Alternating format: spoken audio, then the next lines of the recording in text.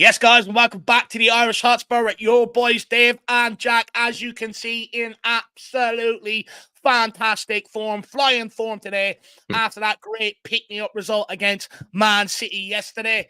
Plenty to talk about, plenty of guests to speak to this evening. And as always, you guys in the chat, communicate with us, get your talking points in and all that sort of jazz. But we'll start with Jack. How are you, my man?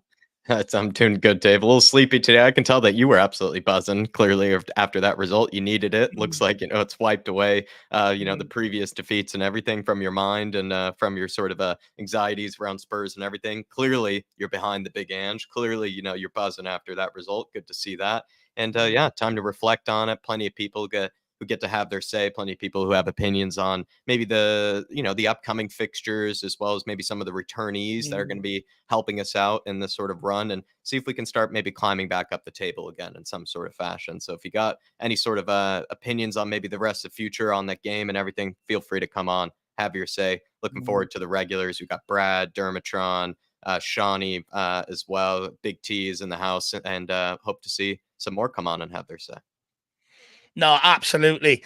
Can't wait to speak to Spurs fans and see how they're feeling today. Look, the reason why it's put me in a great mood is, you like kind of spoiling the puts you party back in a title race, but also puts top four in your own hands. You talk about last season, I think we picked up 8 points against, the top four teams or top six teams last year, where we've already matched that this year, and we've still got a second round of fixtures to go. And I do say, if you want Champions League football, you have to take points off teams in and around you, and we've shown that capability. Been a lot of questions around Tottenham, around Ange Postecoglou.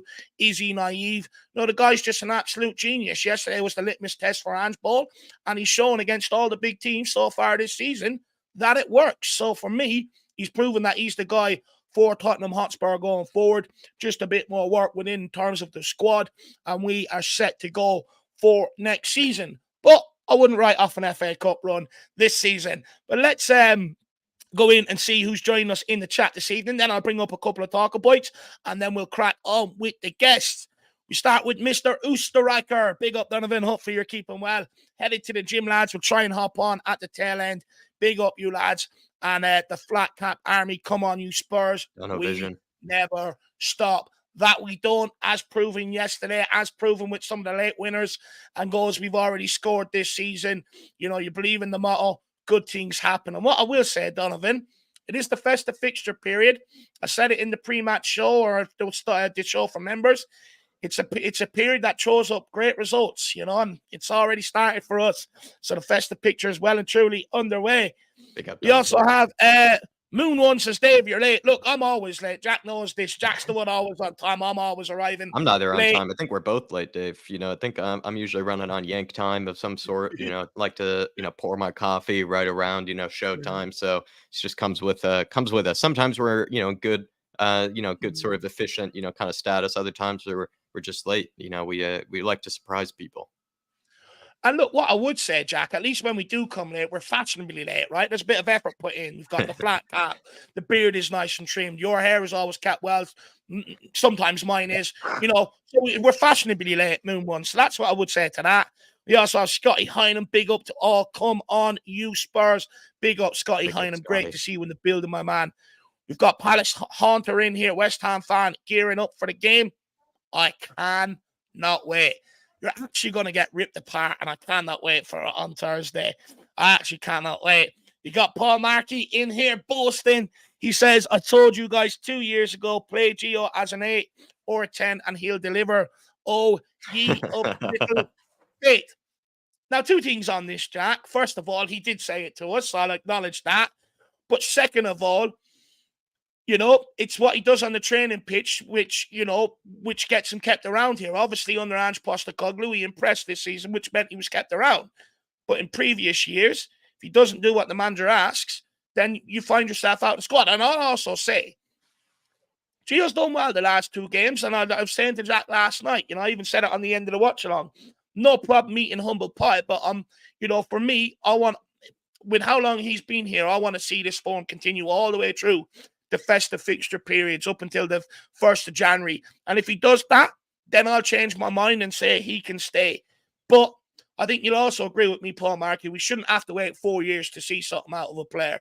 Jack, where are you at with it, my man?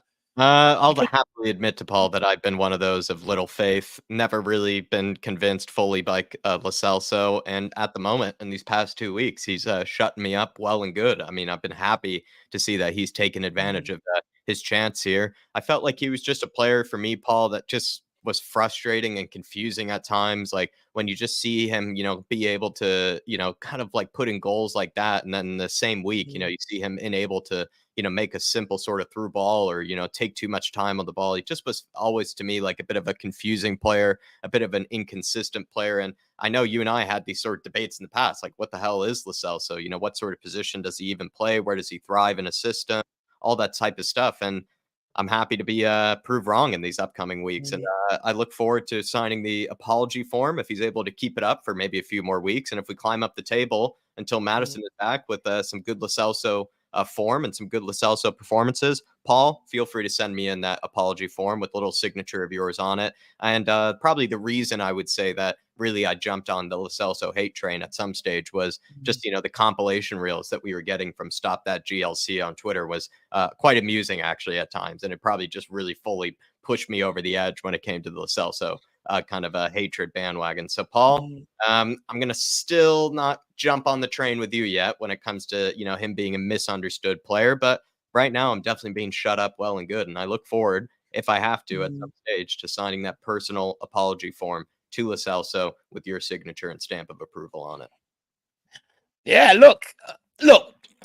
As well, Paul, what I would say is a player has to make me have faith in him. And Gio Lo Celso, when he's taking corners and they're dribbling across the ground like a 4-year-old, down on a practice game on a Sunday morning, with some of the performance he was putting in, they just weren't good enough. However, if he can turn it around and have a redemption arc, no problem. I'll get behind the guy and I'll welcome him back in with open arms. I was singing his name yesterday after he scored. I was singing the old Giovanni Lo Celso song. And look, that's all I ever want, Paul. I just want players, when they come here to put it in, play the way a fan would. Obviously these guys are better than fans. That's why they're out there. But, all we want you to do is have the passion and the work rate that fan would put in. That's the bare minimum. And starting to do that. So, look, long may it continue because the more players we have at it, the merrier, right? Yeah. And look, you still have, half a season to prove me wrong. That Valise is ready now. So, my man, big up, Paul Mark. Just one thing to add, though. We did have a conversation in the beginning of the season, Paul, about, I think Gio has recently had a kid, and we did have a bit of a discussion. I think it was for members only, pretty much, where we sort of discussed, like, could his attitude be changing? There were some rumors that, his sort of treatment of the staff and coaches and everything was a bit better, than maybe in recent years. Just his whole demeanor has kind of changed a bit more. And perhaps that sort of helped contribute to where he is right now with Spurs in these past 2 weeks. Like it could be the case that he has just sort of changed a lot, maybe as a player, but also just sort of as just a person. And I think Dave and I had a discussion about that, and we tried to sort of buy into it while also, again, maybe being cautious. But it was a good conversation in the beginning of the season. It could be a conversation that actually might have aged quite well. Yeah, exactly. Like, when you have a child, it sort of inspires you. It makes your brain sort of wires differently and stuff like that. And look, hopefully that's the case with Gio. But big up, Paul Markey. Really do appreciate the support. Let me know how you celebrated Gio's goal yesterday. Actually, I'd be very interested because no doubt you've had everything built up in you the last couple of years, and then he scored. I no doubt must have raged him to see him subbed off for Skipp. Must have raged him to see him subbed off for Skipp, though. Paul Markey. I bet you showed the same reaction to me when Skipp came on and refused to take down the Man City player running. It's like, you're only on. That's what you're on to do. Take him out, take a card. But big up, Paul Markey. Great to see you, my man. James Head, Paratrooper. Good day, fellas. We now have 2 first teams in the making. All the injury and suspensions might have been a blessing in disguise. Just quickly on this. Look, I think the injuries and the suspensions, I was only saying this to Jacko yesterday after the watch along, that maybe it is a blessing in disguise in terms of Ange Postecoglou will now know really who he can trust, who he can't trust, and who fits his system and who doesn't fit his system. So in that regard, it is a blessing in disguise. However, I wouldn't go as far as saying we have 2 first teams. I wouldn't go that far, to be honest with you.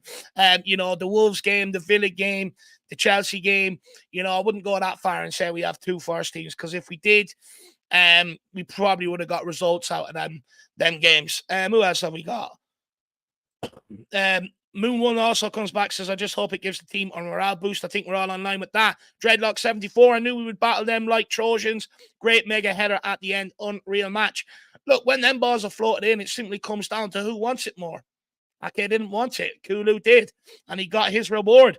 Jason Bell says, big up, lads. I really hope we can kick on from that second half performance. Look, I really do hope so as well. What I will say is, we still got West Ham, still got Newcastle coming up. So, but both of them are at home, but they are very close together. We've 3 games within 7 days. So, I mean, come that Newcastle game or even come West Ham game, there could be maybe a lack of energy because let's be honest, you don't have players to make any more changes, really. Look at the bench; it's been full of young lads. So it could be a case you might have to roll these guys out for Thursday night and Sunday night. So let's wait and see what happens with that. But I do think that performance will give some of the guys a bit of confidence. Hopefully, Brennan Johnson with the late cross, getting joy down Kyle Walker's side, Kulu with the header, Lo Celso.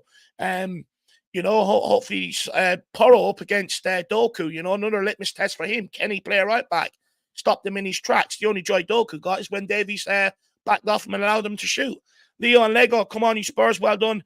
Great result versus City. Big up, my man. Really appreciate that. Hamish, big up, lad. Celtic fan. Hope you're enjoying Ange Ball. What a man he is. He is. The way he deals with media, etc. He was at pubs around from Celtic Park, having points with fans, etc. Guy's a class act. And what a manager. Wow. Unbelievable. I don't think you'll see him in any pubs around the ground having points with Spurs fans. I don't think that'll ever happen. And I don't think the club would probably allow that to happen either. But the fact that he did do it with you guys is unbelievable. As you know, Hamish, Irish, we're giving Celtic as our second team. I'd like to think it's Jack's third team now, our second team as well. That'd be awesome. But look, really, really enjoying Ange Ball. And Jack, this is something I maybe wanted to bring up today is how Postecoglou has dealt with the adversity, with the injuries and suspensions compared to maybe how Conte did or Jose Mourinho did, right? Ange Postecoglou, he's made personnel changes and stuff like that to try and find a way. Whereas it felt like Postecoglou and Conte didn't. They were more using it as a point, aiming towards the transfer window, get me in more players. Would you agree with that?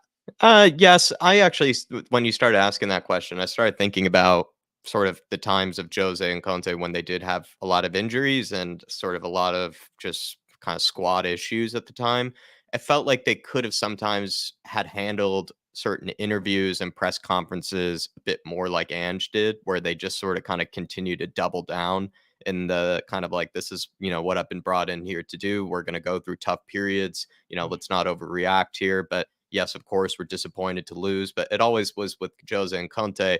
It either led to some sort of cryptic message about, maybe something about a player, maybe, performing poorly in training or something just always happening that maybe wasn't exactly needed, to be mentioned in a press conference. And then it just sort of led to, this kind of built tension and it didn't help the situation, I think. So I'd actually would say in benefit of hindsight, maybe they could have benefited more from just not really drawing that much attention to themselves or to even the players or anything, just sort of kind of continue to say pretty much the same things, which Ange has done. I think when Ange has been questioned a lot, he kind of just brings out sort of the same principles and the same sort of kind of mantra and sort of kind of speeches that I think helps sort of solidify and give us that confidence that, yeah, he's here to, build something and he is here to try something. He's not going to divert away from it. And maybe if Jose and Conte had said that a bit more, perhaps they wouldn't have been they almost put themselves under pressure is what I'm trying to say at times. Yeah, absolutely. Absolutely spot on. And Hamish, what's going on with Celtic? They had a good big lead against Rangers and it's starting to dwindle a little. Let me know what's going on, my man. Big up, Lewis. Hopefully you're keeping well, my man. Good to see you in the building. Who else have we got? We've got Captain Grandma Dave. How do you feel about Giovanni Lo Celso now? And then he also doubles down here. I think this is him. Yeah, he says, I get it, Dave. You're just waiting for Giovanni Lo Celso to have a bad game to get on his back again. Not at all. I said it yesterday. I'm one of them. If a player does well, I'll praise him. If he doesn't, I'll criticize him.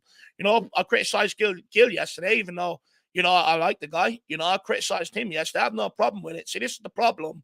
You guys are getting pumped up off 2 fucking games.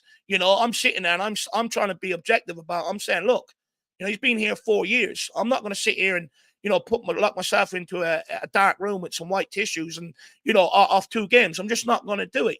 For me, it's about consistency. If you notice the players that I do support, they're either ones that get a really hard time off the fan base before they even arrive here, or the ones that put it in, week out. So I think you're getting it wrong, and I think you're, I think you're wrong on that. I'll say that, not a problem. Now, back to where we were. We also have Alpesh. Great to see you. Evening, Dave and Jack. We are just brewing with our fullbacks FC under Ange. Yeah, look, what was it? Guardiola tries to do things, and Ange Postecoglou just says, hold my beer. That's what he does. Ian Ferguson, Daddy Davies, and Real with cheese shut out Haaland yesterday. Let's just love the comedy of that. Look, that in itself is absolutely brilliant. Haaland, he missed a sitter, but every great man has an off day. However, I'm still not going to praise Bren Davies because he broke the line for that second goal. And I keep saying this about the guy. He cost us against Wolves, cost us against Aston Villa, and it's just not good enough. So for me, Davies gets no praise yesterday whatsoever on that. You look at Emerson plays right back. He's played centre back yesterday. He can still hold the line. Why can't Davies? Because he split session decision making, like Roy Keane alluded to after yesterday, after the game. It's just crap. Not good enough. Not good enough. So I'm not going to praise Davies, but yeah, I get what you're saying. Like coming into the game, everyone expecting Haaland to have a hat trick. People were ready to triple captain Haaland in the fantasy league. Didn't quite go that way, Ian. So that is comical, my man. Big up, Nitra 8 DJ. Good to see you in the building. We also have Peter Breen says we can say it didn't matter, but avoiding 4 defeats was important just to keep the squad believing in Ange's methods. Hashtag come on you Spurs. Absolutely spot on. Absolutely spot on, Peter. Well said. We also have Keith Edwards, Jack, and he says to build a team, we need to keep Gio, loan Skipp out, and keep Kulu in midfield. Mm-hmm. I mean, where have you heard that about loan and Skipp out before, Jack? I mean, you and Paul Markey definitely will be, perking your ears when it comes to that one. But he's added something here where he's sort of saying it's because Kulusevski in midfield is kind of working, or at least we know that there's something to that, right? So that means then we have an extra midfielder, an extra option to have there. So Skipp, once again, sort of finds himself in this sort of question of like, what's he really here for? Who is he really pushing? What position is he actually best suited in? And I think then when you're asking all those questions about a player, you probably have to think about loaning them out and giving them maybe some minutes elsewhere. So Kulusevski, I think in midfield has actually been sort of a successful experiment so far. He works so hard, has sort of the physicality to be able to handle himself in that midfield. And then he's always wanted to play there. So I think he's trying to really play as best as he possibly can. He's always wanted to play in that position. So I think Skipp once again finds himself in kind of an awkward situation here, Keith. He might have to leave. Yeah. Look, when it comes to Gio, I think, what he's offering us in terms of with Maddison out is that outside the box. You look at his last 2 goals, both of them from outside the box. So he is replacing that threat that Maddison bought in that regard, which is always a huge plus. Look, in terms of Skipp, I said it last season, he's in danger of letting his career go very, very similar to Harry Weeks, where it's 28 years of age before he actually finds his feet. With Skipp, yes, when we had Højbjerg and Winks here, you'd say keep him. But since we've bought in better quality, he's just nowhere near that level. And in order to get to that level, the only way that he's going to get there is by game time. So for me, he needs to force a loan move. But I do fear that also there is that part of homegrown where Spurs are like, nah, you're not going anywhere. We're not spending 60 million on a homegrown player. So yeah. It's true. Skipp is probably at the moment a bit of a homegrown pawn, and plenty of players have been sadly put in that position, Keith. And if he wants to push for minutes, then he might have to do that. He might have to push somebody to ask for more minutes. But yeah, the Kulusevski 10 or number 10 sort of experiment is working out. And I think that's for a few different reasons. But it's also nice to see Kulusevski, who's always wanted to play there, finally be given that chance. And it's working out for sure. Yeah, he's been absolutely brilliant. You always hear these excuses of players gone past, but they're not that natural position. Kulu can play centre and right mid and still affect the game. So I think that blows that argument out the water in the future. Big up, George, as well. Great to see you, my man. Lost $100 yesterday. Jesus Christ, my man. Not good right before Christmas, not good, my man. Hopefully you're a millionaire so you can afford to lose that $100. Big up Tekken. What a great way to start the week. Absolutely spot on.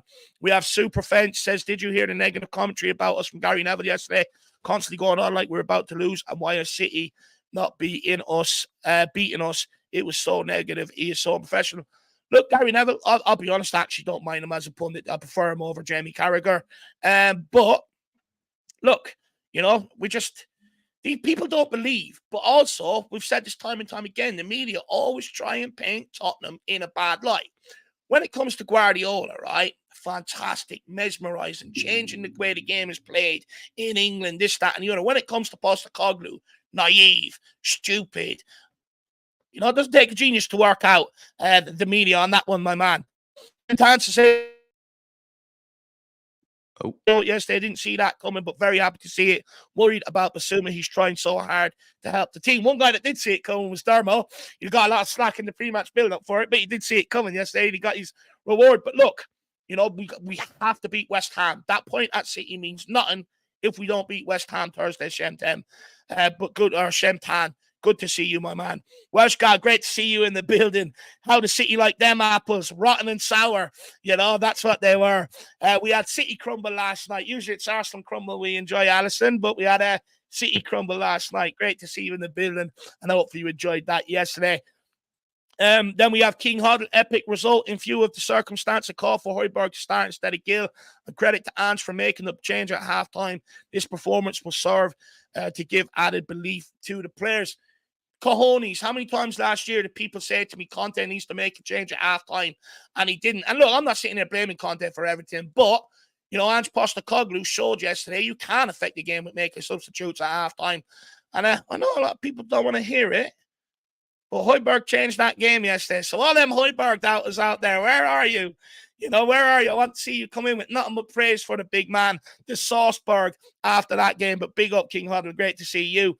No doubt you're going to disagree with me over Davies on the second goal, right? You're going to blame Vicario or Doji or Paro somewhere, King Huddle.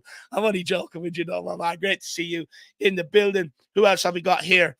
Vitruvius. If you watched Lo Celso in the Champions League, it was clear that he was top class and wanted to leave. Who else have we got here? Shikari Shock, welcome. He says, just watch 4-4-2, the genius way Spurs came back against City. Brilliant vid. That describes Ange ball perfectly. Also shows how brilliant Gio was yesterday. Basically, flawless. Very good game from him yesterday. And long may it continue. Mike Vickers says, better late than ever. That the change was made at halftime. Absolutely spot on, my man. Great to see you. Big up Derek Hutchinson, J-Mac.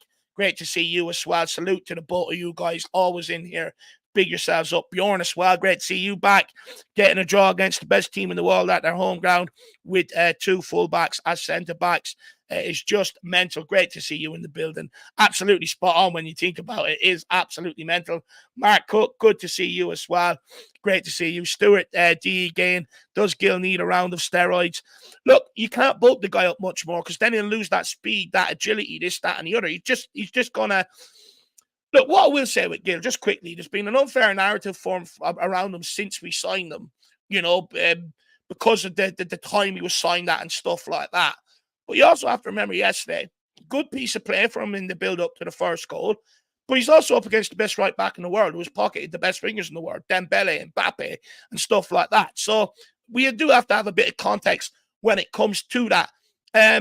Paul Marty says, Gio was...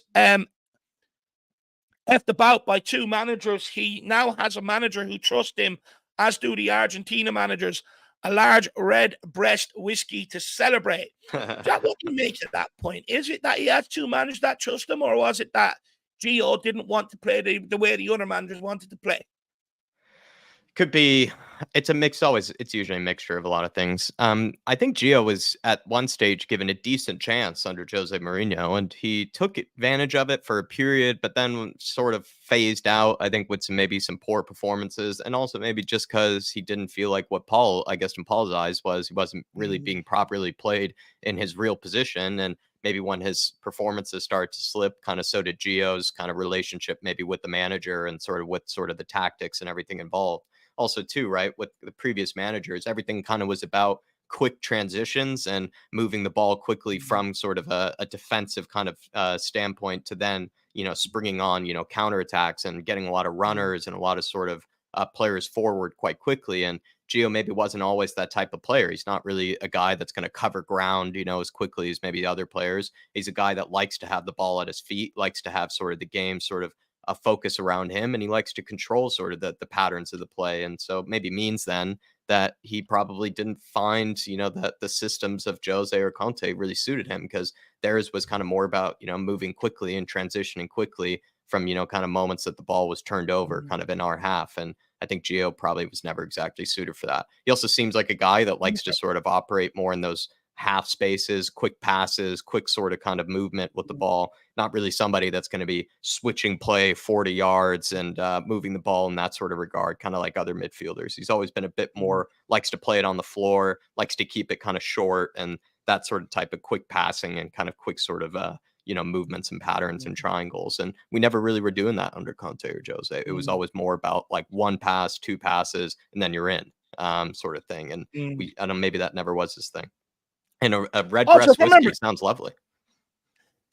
Special one, Jack, straight off the top shelf. He was all over it. On the rocks or just straight, Paul Markey. Let me know, my man. But look, when it comes to Gio, I think, look, Jose Mourinho gave him an opportunity, and we have to remember that. Jose Mourinho gave him an opportunity. When we spoke about Gio before the season, everyone was going on about that 1 month he had under Jose Mourinho. So, I do think it's 50-50. Maybe Conte didn't trust him, but also I'd argue Gio Lo Celso was given an opportunity and didn't take it before that. So I think it's 50-50, Paul Markey. But look, as long as he wants to be here and he keeps putting in performances, I'm happy for him to be here.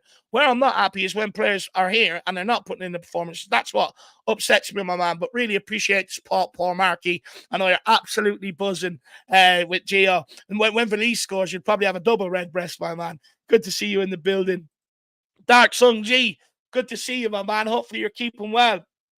Jackie says, I love how Son became the first Spurs player who registered 50 home goals, 50 away goals, and 50 assists against the champions, Man City, at their home.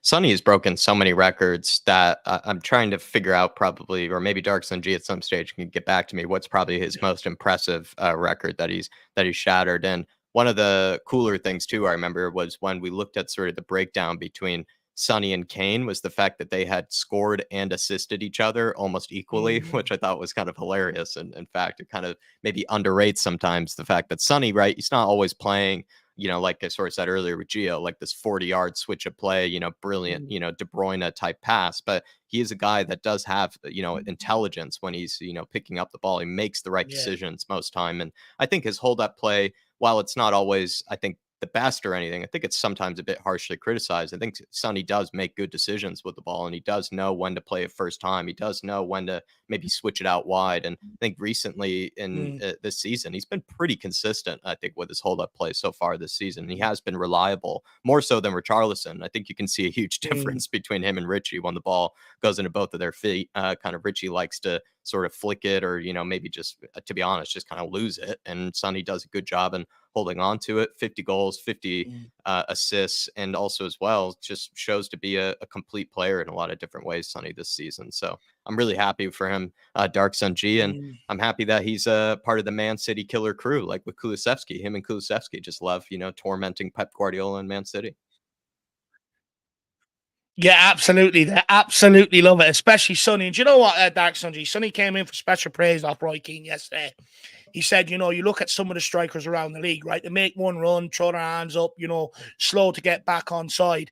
He says where, he's looking at Son, he's making multiple runs, but he doesn't, if the ball doesn't come, he doesn't stand there and get frustrated, straight back on side to receive it and go again, make another run.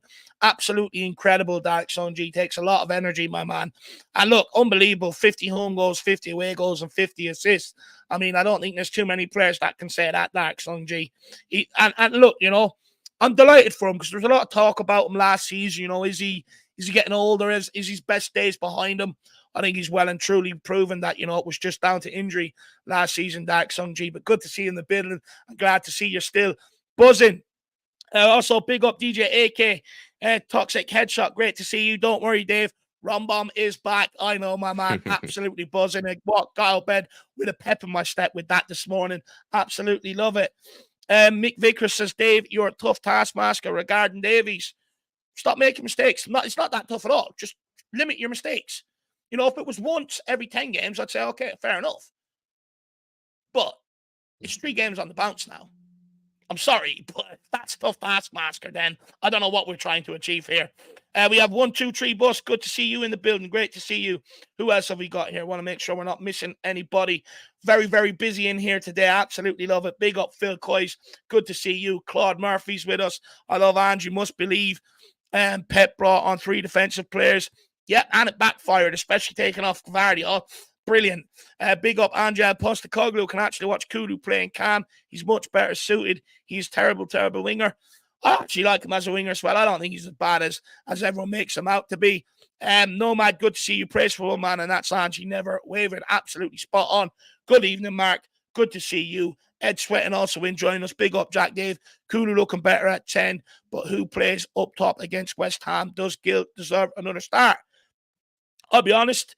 Unless Papa Matasar's back, I think we might have to start him unless Ange Postecoglou thinks differently, because you're going to have one centre midfielder on the bench. You're just going to have to. And plus, you know, we're going to have to rotate as well. So, it's a hard one. Personally, I would. I'd give him a run of games, personally, you know, between now and December with all the injuries. And then we'll truly know, you know, what sort of player we've got on our hands, in my opinion, Ed. Dark Sun G says, did you see Decky's reaction to his goal versus City? Yeah, they had unbelievable celebration. Also, I find it amusing how he played at the Etihad for 3 games and has 5 goal contributions, and he scored in all 3 games. Did you see Haaland fuming? Jack Kulisevsky, he's a player off the back of it. With Dark Sun G here, I'll throw another question at you. Player that's come in for a lot of criticism, not just this season, but also last season. You know, what do you make of Kulu's resurgence? You know, and his numbers, you know, I did say yesterday, mark of a good player is ones who steps up in big games. He routinely does it. Yeah, some people, and I have at sometimes, you know, this season kind of sort of questioned, you know, sometimes his finishing or the end product, despite how brilliant he is. And I mean, to have the record he does against Man City, if that's the team you're going to end up scoring against, that's a great team to end up, you know, feeling like you can show up for. So good for Kulisevsky in that regard, that he can show up in the big moments. In terms of his reaction to his goal, Dark Sunji, I did enjoy it, right? Him just sort of watching it back on the phone and everything. And he's sort of a player that doesn't really go for sort of the typical sort of like, how would you call it? Like kind of typical footballer type celebrations where, you know, he's doing some sort of routine like Gio does, pointing at a hand, or like doing some sort of like Dybala type mask celebration or anything like that. Looks like Kulusevski is a bit more of a fan of kind of the NBA sort of LeBron, you know, type celebrations. And the way he scored that goal, it is kind of like he dunked, you know, pretty much on Ake sort of at the end of the game. And he went for the big LeBron James celebration, which I appreciated, you know, a bit of mentality as well,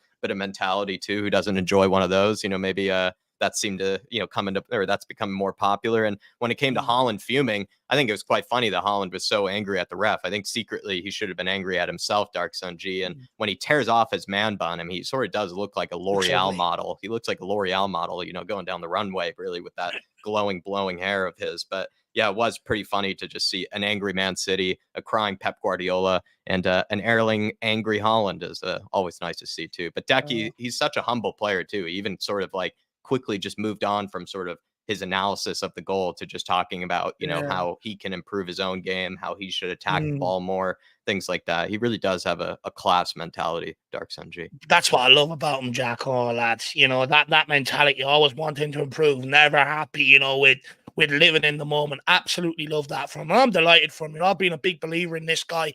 And I'm delighted for him. Absolutely delighted. In terms of Haaland, I'm surprised. You know, I've been all over social media. There's been some good stuff about Haaland, but no one has yet painted him green and made him look like the Hulk.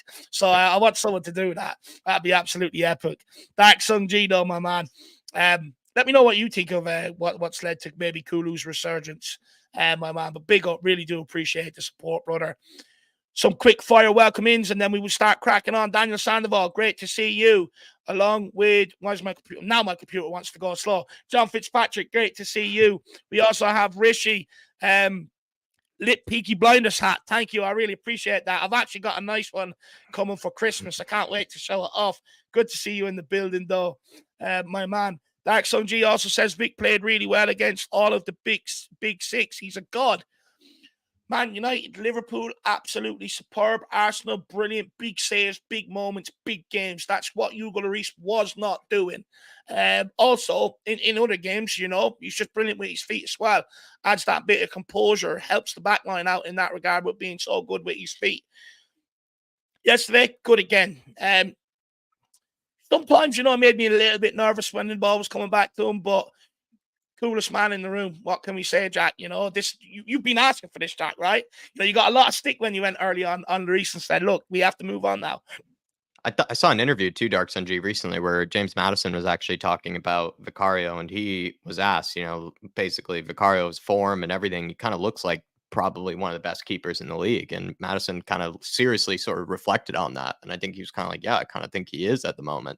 And it's such a cool thing to see a player that pretty much no one knew anything about whatsoever. It just had a great season or two, really pretty much only like a season and a half, of good, consistent form in the Serie A or just in Italian football. And then it's just making leaps and bounds, and it's just improving really quickly as a player. He didn't even exactly have sort of that distribution, in his game either. That's something apparently he's really been working on very hard, sort of behind the scenes over the summer. Just another player I would add to the incredible mentality list. I also feel like his English is impressive, for how quickly he's come into England and everything. Like, he speaks really well, Vicario. He communicates more than Lloris ever did out from behind the sticks too. He has this kind of just this aura where you just don't really, he's not a guy that you would push around. He's not a guy that, seems to back down to any sort of challenge. I liked Vicario in every single way. I can't even really find any criticisms in his game at the moment because he makes crack saves. He's cool under pressure and cool under in possession. And he also has been a sweeper keeper for us. He's been everything that Lloris sadly hasn't been, I think, for us in the past few years. So honestly, he's probably my favorite signing, more and more, I think, Dark Sun G actually over the summer. No, interesting. But yeah, Dark Sun G is an absolute god, my man. Absolute god. I also want to welcome in Joe Phillips. Haaland with his hair down as the portrait dude in Ghostbusters. I must say, he does look very ugly when he gets very angry. Paul Spurs says, hope Donny gets more game time soon as we have injuries. Look, I really hope so. I think he deserves it. I really do. And I was delighted to see him get off the bench yesterday. Went up and competed for a header with Haaland, which was also awesome. He's my guy, I really want him to succeed. Mark says, Dave, I got that retro Admiral tracksuit top. It's even more beautiful than what it looks like in the pictures. Mark, if you've got my number, I think you do, send me a picture of it, my man. Send me a picture of it. I'm always on the lookout for Spurs tops and stuff like that. Did you get this one, Dave? Oh, yes, sorry. We're getting back to Kulu from 2 years ago. First 6 months on loan. This shows that the last year was a one-off because of tactics from Conte and injury bargain. Just quickly on that, what I will say is I think you have to remember Kulu picked up an injury, I think it was in around the October time after the October international break. And look, like many players, last year, I think he was rushed back personally. I don't know what your thoughts were on that, Jack, because I was saying that a lot last year, where I thought maybe he looked like he was rushed back. It could be the case because we were exceptionally reliant on Kulusevski. When he came into the team, he was the third piece of the puzzle of that front three that was really needed. We didn't get much consistency from Bergwijn, didn't have really much consistency from Lucas Moura. Even Brian Hill, right, wasn't really totally loved or favored by Antonio Conte. We needed somebody to actually convince us that there could be a formidable front three. And Kulusevski came in and hit the ground running in such a spectacular kind of way that we all of a sudden kind of became pretty reliant on him and became pretty dependent on him with how well he was playing. And then he picked up that injury, sort of threw him right into the firing line again, and sort of just expect him to pick up from where he started, and ended up being that guy that we could really rely on, that guy that we could really expect consistency from. And I think because of maybe rushing him back, also just because he maybe hit the ground running so well that we were just sort of waiting for him to get back to that sort of form. And that sort of form he was in, he was playing better than I think Bukayo Saka, right? When it came to stats and when it came to even his sort of end product, he was getting as many goals and assists as Bukayo Saka was in half a season. And it's crazy to try to get back into that sort of form so quickly, but I think we sort of expected him to, and we kind of needed him to, and sadly he did not. But now we're starting to see the older Kulusevski. But Dark Sunji, I think probably the best thing about him is I think he's one of the only wingers in the Premier League that you could say is absolutely not reliant in any way on pace. The guy is reliant actually on his strength and sort of his just general physicality. And it's just fun to see a winger like that, that just is able to just bully his way, kind of through midfields and, past players. He's a cool player. He's a very unique player, Dark Sunji. And you know what? That's one thing that annoys me about the criticism of Kulu, because the first thing everyone says is, oh, he needs more pace.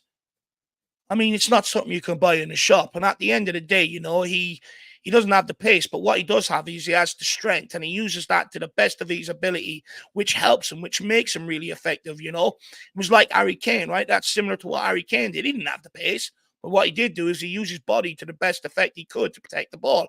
And that's exactly what Kulusevski does. So when it comes to Kulu, if we're going to criticize him from now on, I don't want to hear anyone say pace. We didn't sign Mbappe. We didn't sign Dembele. We signed Kulusevski, so get off the team with the pace. It really winds me up. But big up Dark Sunji, my man. Really appreciate the support. He also says, I can't wait for the Newcastle game. Injuries versus injuries. What I will say, though, is Newcastle look really, really good against Man United. And I know some people would say, Dave, that's not hard, but look, it hasn't just been Man United. They've looked good in nearly all their games, even with the injuries. But they dominated United. That shouldn't have been one, and that should have been more. They absolutely dominated them. And what I will say is it'll be very interesting, I think it'll be two teams that when they get the ball, they'll want to play football. Could be another cricket score. Jack, you excited for the Newcastle game?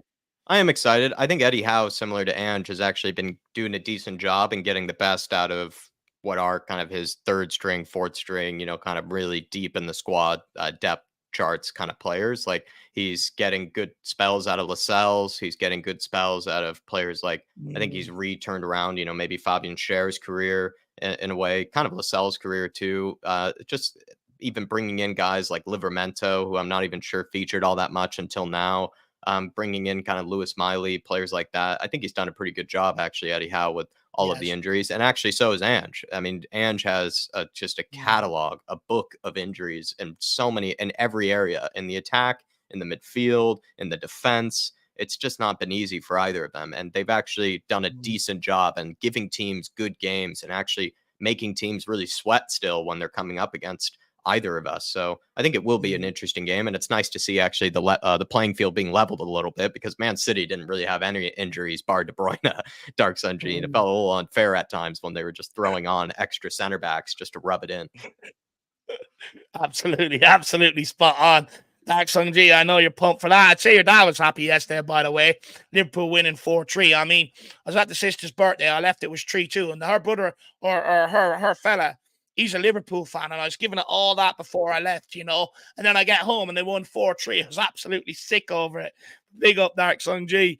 Checkmate, good to see you. Good point on the road. It stopped the rot. Absolutely spot on. Neil George, classy content, fellas. A massive tip to the hat of both of you. Thank you very much, sir. Tip of the hat to you as well, Neil. Great to see you in the building. Paul Markey, Dave, being Irish, you should know the only way to drink whiskey is neat. Anything else is sacrilegious. Some people don't have the chest to drink that neat. You know what I mean? It burns, my man. It really does burn, brother.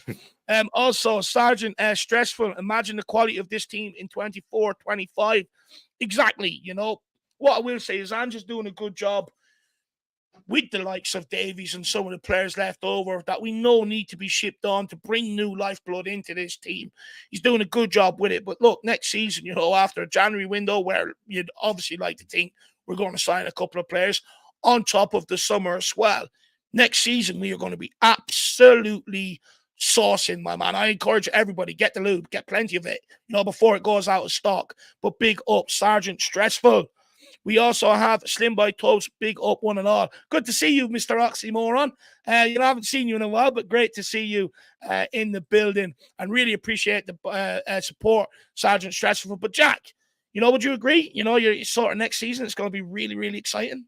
I think that's where a lot of Spurs fans should just enjoy this season, because we all knew it was more the rebuilding season, where it's kind of then the following season where you start to want to see things really start to look like more closer to the complete product and more closer to where you have full strength and a lot of areas, and you have depth, and you have less worries about if a player is missing or a player is out. Does the system all of a sudden kind of take a big hit, and does it start to crumble? And those sort of things are going to happen this season. We're seeing it firsthand right now, but I think we always sort of knew that, and that was sort of, I think, what made this season a bit simpler. We just sort of could look at it as more of a rebuilding season, but that then means the following season is when you start to see the squad and just the team in general really start to look like a formidable side. And so, yeah, 2024-25, I think Spurs should be absolutely, looking at, again, a trophy challenge of some sort for sure. And I think we should have a lot more depth, and a lot of the players that we've complained about for years not being good enough for any sort of system, hopefully will be gone by the end of the summer. Yeah, hopefully. And, hopefully we'll be challenging on all four fronts, Champions League as well, my man. Really appreciate the support. Big up R709. Good to see you in the building. We're keeping well. I hope you are as well. Come on, you Spurs. Mark, I'll have a look after this, my man. I'll have a look, brother. Big yourself up. Then we have this from Dark Sun G as well. He says, don't you love how Man United resemble us from the dark years of Conte and Jose? Losses, toothless, failing in European competition, fans unhappy. Meanwhile, we are now United under Ange, loses, fighting, and never give up. Do you know what? I think I might have actually had this conversation. I don't know whether it was with you, Jack, or Dermatron. It could have been both. About United going through something very similar where we're at right now, in terms of players being signed in, not making any improvements, players that are there that have been there a long time, nowhere near good enough. Many managers coming and going, being sacked.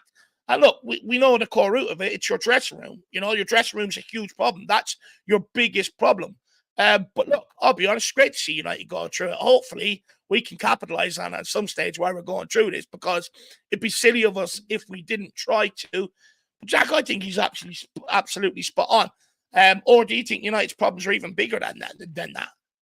I think Man United's problems are always going to be hyper-analyzed and also blown to proportion because they're Man United. Whereas, Spurs, it felt like Spurs, I agree with Dark Sun G, had a lot of similar problems to what Man United did, but wasn't really often that we were really spoken about. It's just sort of, in the big, kind of pressure moments did maybe Daniel Levy and various, things that were wrong with Spurs kind of get brought up. But similar to Man United, big issues between the fans and the owners. That was happening between Spurs and Daniel Levy. Huge issues in the recruitment department when it comes to Man United. That was definitely the case with Spurs as well when we had Steve Hitchen in charge and getting a lot of sort of the transfers wrong. But then also maybe kind of a question of sort of the mentality of a lot of the squad, a lot of the players, how many real leaders are there in that team? How many guys really want to actually sacrifice for each other and actually really try to build something and some sort of type of winning culture and mentality. Not a lot of players in that Man United side would I really say fall in that category. And that was sort of the same too with Spurs, I think, with guys like Eric Dyer and Ben Davies, etc., sort of being our quote unquote leadership group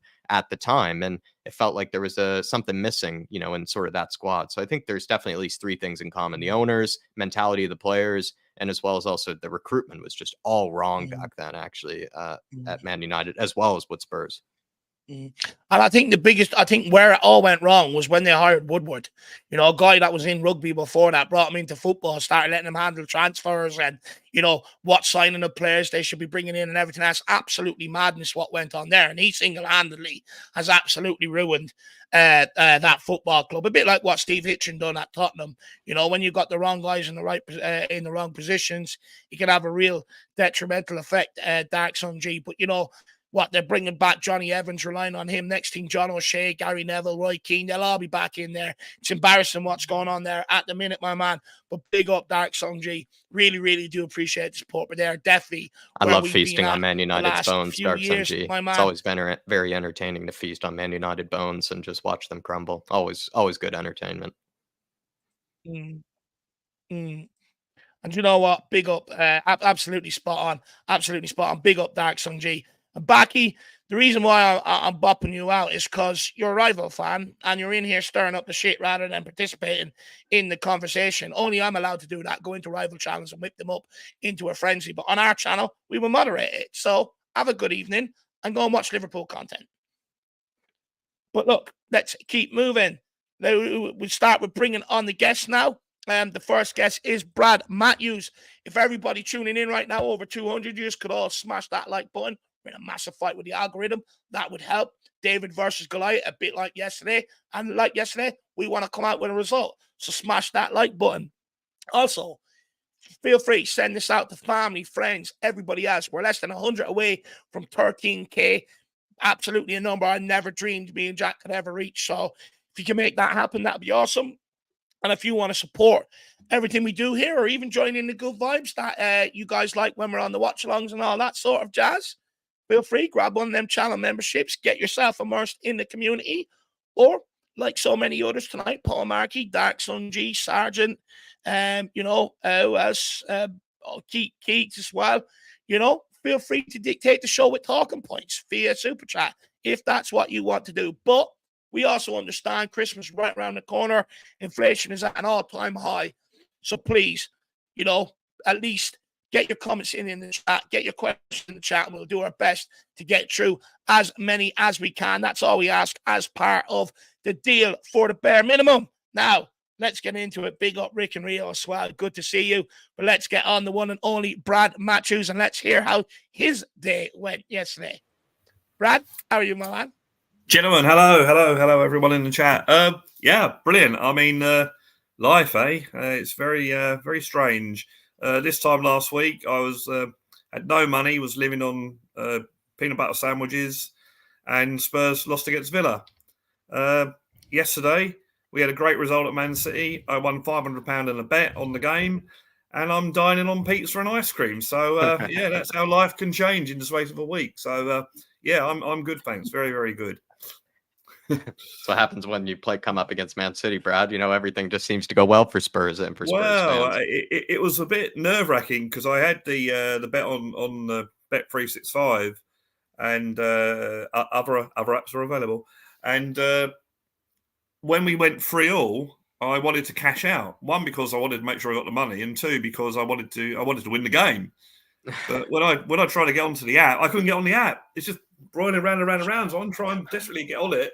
Meanwhile, Man City are attacking. I'm thinking, oh no, don't let them score, But yeah, it all ended well. And it was an absolutely stunning performance. Yeah, we rode our luck in the first half. Yeah, we had they hit the post a couple of times and that, and Haaland, who's been moaning about the decision near the end of the game, well, maybe he should be worrying about the open goal he missed in the first half. So, yeah. But no, we rode a lot. But then, we didn't get the luck last week. So it's our turn this week. And I thought the decision at half-time to bring Højbjerg on for Hill was good. And, yeah, the second half, I thought we were brilliant. Yeah, excellent.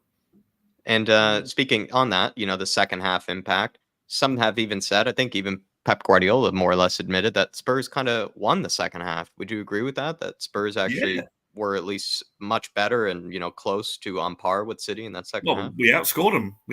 So statistically, yeah, we did. We beat them 2-1 in the second half. But no, we certainly were in the game, and certainly there was, in the first half. Let's be fair, Man City did have the chances, and we looked a little bit shaky. But the second half, we just competed and was with them, and we could have won it. We had a couple of attacks near the end. It was just one of those games. I was just really pleased that we've shown that we can compete with these, so-called big teams with 4 or 5 of our best players missing. What people have been saying about Ange Postecoglou, well, can he change? Well, no, he's not going to change, and that's his philosophy. I think he said in the press conference, "Why should I change? Because we're just playing a big team." It's like, fair play, and it's going to be a roller coaster, but I think the future is going to be really, really bright. I think it's going to. Did he prove his critics wrong, like Dave has in the title there? Yeah, definitely. Everyone sort of thinks, oh no, they're against Man City. Okay, let's all be honest. We were, I wasn't expecting us to win. I was hoping that we get the draw, but yeah, you do. But yeah, the way they played, it's like, well, and I've been saying since we had the injuries that okay, we accept that our defence is not as good as it was with Romero and Van der Ven, so we just have to outscore the opposition, and that's what we're doing. And I always felt yesterday that if we got at Man City's defence and took our chances, we'd be in the game, and that's exactly what happened. We took out. We're very, very clinical. I think I read somewhere today that this season Son has missed 1 chance, and every single other chance he's had, he's put away. So wow. You just have to. That's brilliant. That's really, really brilliant. But I thought that, and I think that's going to be until we get our players back. That's how it's going to go. We're going to have to take our chances. I do like the way, and we were talking earlier about earlier on the show about Lo Celso. Yeah, it's very encouraging. But yeah, he's got to do this game in, game out. But if he does, that's really good for the future when Maddison's back. That we've got some sort of backup there for him for Maddison. So and I think only having a run of games because of the injury that can only be good for Lo Celso. True. And if you look at, it's really weird when you. I'm just going to say one thing. I was thinking about that tonight. When we first bought him, we bought him on a loan, didn't we? We had him loaned. And I remember myself thinking, I'm pretty sure most people thought at the time, oh, we got to sign him. We got to sign him permanently. And when we signed him permanently, we were going, yeah, great. So I think his early days at Tottenham were fairly good. But then he just seemed to get That's injured. how I remember it. Lose it. Yeah. Dave, you were going to ask something? Yeah, I'm not lagging around, am I? No? I think a little bit, but you're all right. Okay. Anyway, I'm just going to ask. Okay. Yeah, Brad, I just wanted to ask you, with Lo Celso, right? I agree with you. The last 2 games have been brilliant. And look, long may it continue. But when we get back Bentancur, when we get back Maddison, when we get back Sarr, this, that, and the other, will he be good enough to get into that midfield? And if he doesn't, do you think he'll want to stick around? Well, that is a big question, isn't it, really? I think it depends on, well, that's what you pay to do. I think that when Maddison comes back, Maddison is obviously, going to replace him. That's a taken as given. But I think that if we get into the Champions League and we've also got an FA Cup run, hopefully, the following season we're going to need a bigger squad, and he's going to get more game time. So that's down to him, really. I can't really speak for him, but look, he there's a few players in there that won't get, once the players come back. I mean, this week we're going to have one of the players is going to be out, isn't he? Because Romero's back. So Romero for Davis or Romero for Emerson. That's going to happen. So so that's what being a squad's all about. And I always, if the team are successful, I think players are more inclined to want to be involved in that club and be. Let's face it, when Man United won the European Cup final or Champions League, whatever it was called in 1999, the winning goal was scored by Solskjaer, and he was the guy that was permanently coming in off the bench. So you take your chance, and and I'd give that. if someone said to me, "It's been the whole season on the bench, but you're going to score the winner in the Champions League final," I'd take that without a doubt. So and it's going to happen. But I think having a run of games can only be good for Lo Celso. I think he's had that run with injuries and that sort of thing. And I think the person who made the comment about the manager trusts him, let's face it, it was only injury that kept him out of being in Argentina's team that won the World Cup. So, he's a regular, for the world champions. So there must be something there, Is it the style of play then, Brad, really? Because that's what everybody's just alluding to. It's like kind of just the way that we tried to play previously just is not conducive to how Lo Celso wants to play. And then if he's put in that system, he's made to look maybe a worse player than he actually is. Well, I always, when we signed him in the first place, I always felt that, or what I was reading about him was he's an attacking midfield that scores goals, and we never really got to see that. And you could put it down to where he's being played, and playing in where he is now in the Maddison role. I think that suits him. And my one criticism of the way Tottenham have been playing this season was not enough players are taking on shots from outside the box. What's Lo Celso done? He scored 2 goals in 2 games from outside the box. So that's only a good thing. But he's got to. He's had 2 good games, but he's got to keep playing the way he is. But I think the way Tottenham are playing at the moment, I think it's going to rub off on all the players that they're going to, they're going to play well. And so I think West Ham, Newcastle is going to get chances in those games. So long way to continue. One more midfielder, maybe I want to ask you about, Brad, is Bissouma. I mean, yesterday's performance was disgraceful, in my opinion. I've gone back and watched the game. I'm sorry, absolutely disgraceful performance from him. But he's been poor for a while. He's been nowhere near the player that took off at the start of the campaign. What do you Yeah, put his performances of late down to, and how I does he don't how do we get him know. back to his best? It's one of those weird things, isn't it? I mean, obviously, a lot of footballers play on confidence. Yesterday, he was very poor and was the cause of their third goal. Let's be honest, trying to dribble out between 5 players in front of his own penalty area. So, but I don't know. Maybe I mean, he was doing okay, and then he had that really, really silly sending off. Maybe that's jetted his confidence or not, and then he's had to come back, and he's got suspended. But no, I thought he was very poor yesterday. But he's shown what he can do early in the season. When he used to play for Brighton, he showed what he can do. So yeah, we just got to hope that it's just a bit of a blip, and he'll come back to form. I think probably what happened yesterday when he tried to dribble and it didn't work.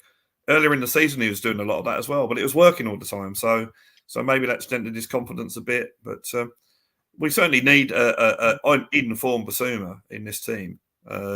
Whether he plays every game or not, we need an in-form Basuma, especially with the injuries we've got at the moment. So yeah, but no, in answer to your question,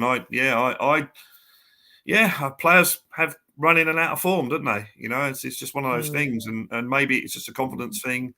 Maybe he'll have things will come off for him in a game. He'll have a good game, and then that confidence will come back. So we can only hope. And Brad, would you have any other sort of kind of things that maybe we didn't ask you before you plug Blue Sofa songs? Anything that maybe we didn't get the chance to ask you? Yeah, I think at the moment I know we have players that make mistakes, and I know we have players that make mistakes continuously. But I think whilst we're winning games and whilst we're playing well, I'm just sort of behind the team now. I think it's a team game at the end of the day, and I just think I know we do support them. Obviously, we support them, but yeah, I'm just enjoying the ride at the moment, and I see a bit of negativity sometimes. I saw someone last week. Criticise saying that Van der Ven and Madison, they were injured. We should have known that. Typical Tottenham going for the cheap option. And it's like, hang on a minute, are you saying that they're bad signings? He never replied to this guy's tweet. He never replied back. But it's like, hang on a minute, these two guys are brilliant. And now someone's trying to find something negative about them. It's just enjoy the ride. We're playing well. As keep going, celebrate everything. Let's face it. This is Ange's. He's got a free pass this season. Really, I think we all that. But I'm pretty sure that if he gets back, hopefully we'll get back in January and then in the summer. And who knows where we might end up. We could. But I'm very, very confident. That's unusual coming from me. Normally I'm the portrayer of doom with Tottenham, but at the moment I'm feeling really, really good about it. That's good to hear, Brad. Look, and long may it continue. Hopefully because we were, it was only 3-4 games ago where we were all on a high. So hopefully we can go on another 10-game run now or something like that, Brad. That'd be absolutely awesome. But Brad, I want to say just before we let you plug your channel, really appreciate you calling in. I really appreciate you've been here for quite some time, actually. I really appreciate the consistency of you calling in. We really enjoy having you. I always try and make it. Sometimes when you do a show on a Friday, sometimes I can't make it, but I'll always try and make it on a Monday or a Tuesday and that. But it's great. It's we've been doing it for a long time now. But it's good fun. Enjoy the pizza and ice cream. Enjoy the celebration. Oh, I got it. It's brilliant. Oh, I loved it. And admittedly, the lagers before the pizza and ice cream. Oh, no, of course. That's what primes you up for it, of course. Have a good evening, though, Brad. I really cheers. Enjoy your week, my man. Talking about Blue Sofa songs. Sorry. I'm currently, if anyone doesn't know, I just basically try and write my own songs. I play all the instruments, record it, put the drum loops in, that sort of thing, sing, write the lyrics, do all the music, do everything basically. No animals are harmed in the making of the songs. And they're all about all sorts of things, a bit of politics in there, which you may or may not agree with. But that's fine. Everyone's entitled to their opinion. This is basically my opinion on things. And at the moment, there's a couple of funny songs in there. I'm currently working on a Christmas song, which hopefully I'll be uploading in the next couple of weeks, 2 weeks' time. And then I'll probably take a couple of months off over the Christmas and New Year period just to get a bit of my mojo back, a bit of breathing, because the last couple of songs haven't got many views, which is a bit concerning. But I probably need to take a little bit of a break over a couple of months, but hopefully come back bigger and better. So yeah, but thanks for anyone. All of the support I've been getting for a lot of people in the chat giving me support. That's absolutely brilliant. It is really, really well appreciated. All the comments really well appreciated. And thanks for you guys to let me plug it. And as I always say every week, click like, subscribe, hit the notification bell, and anyone that's got their channels on here that come on after me, do the same. It's all a community. We all, the world's a bit of a crazy place at the moment, so we all need to stick together and support each other and enjoy the game we love.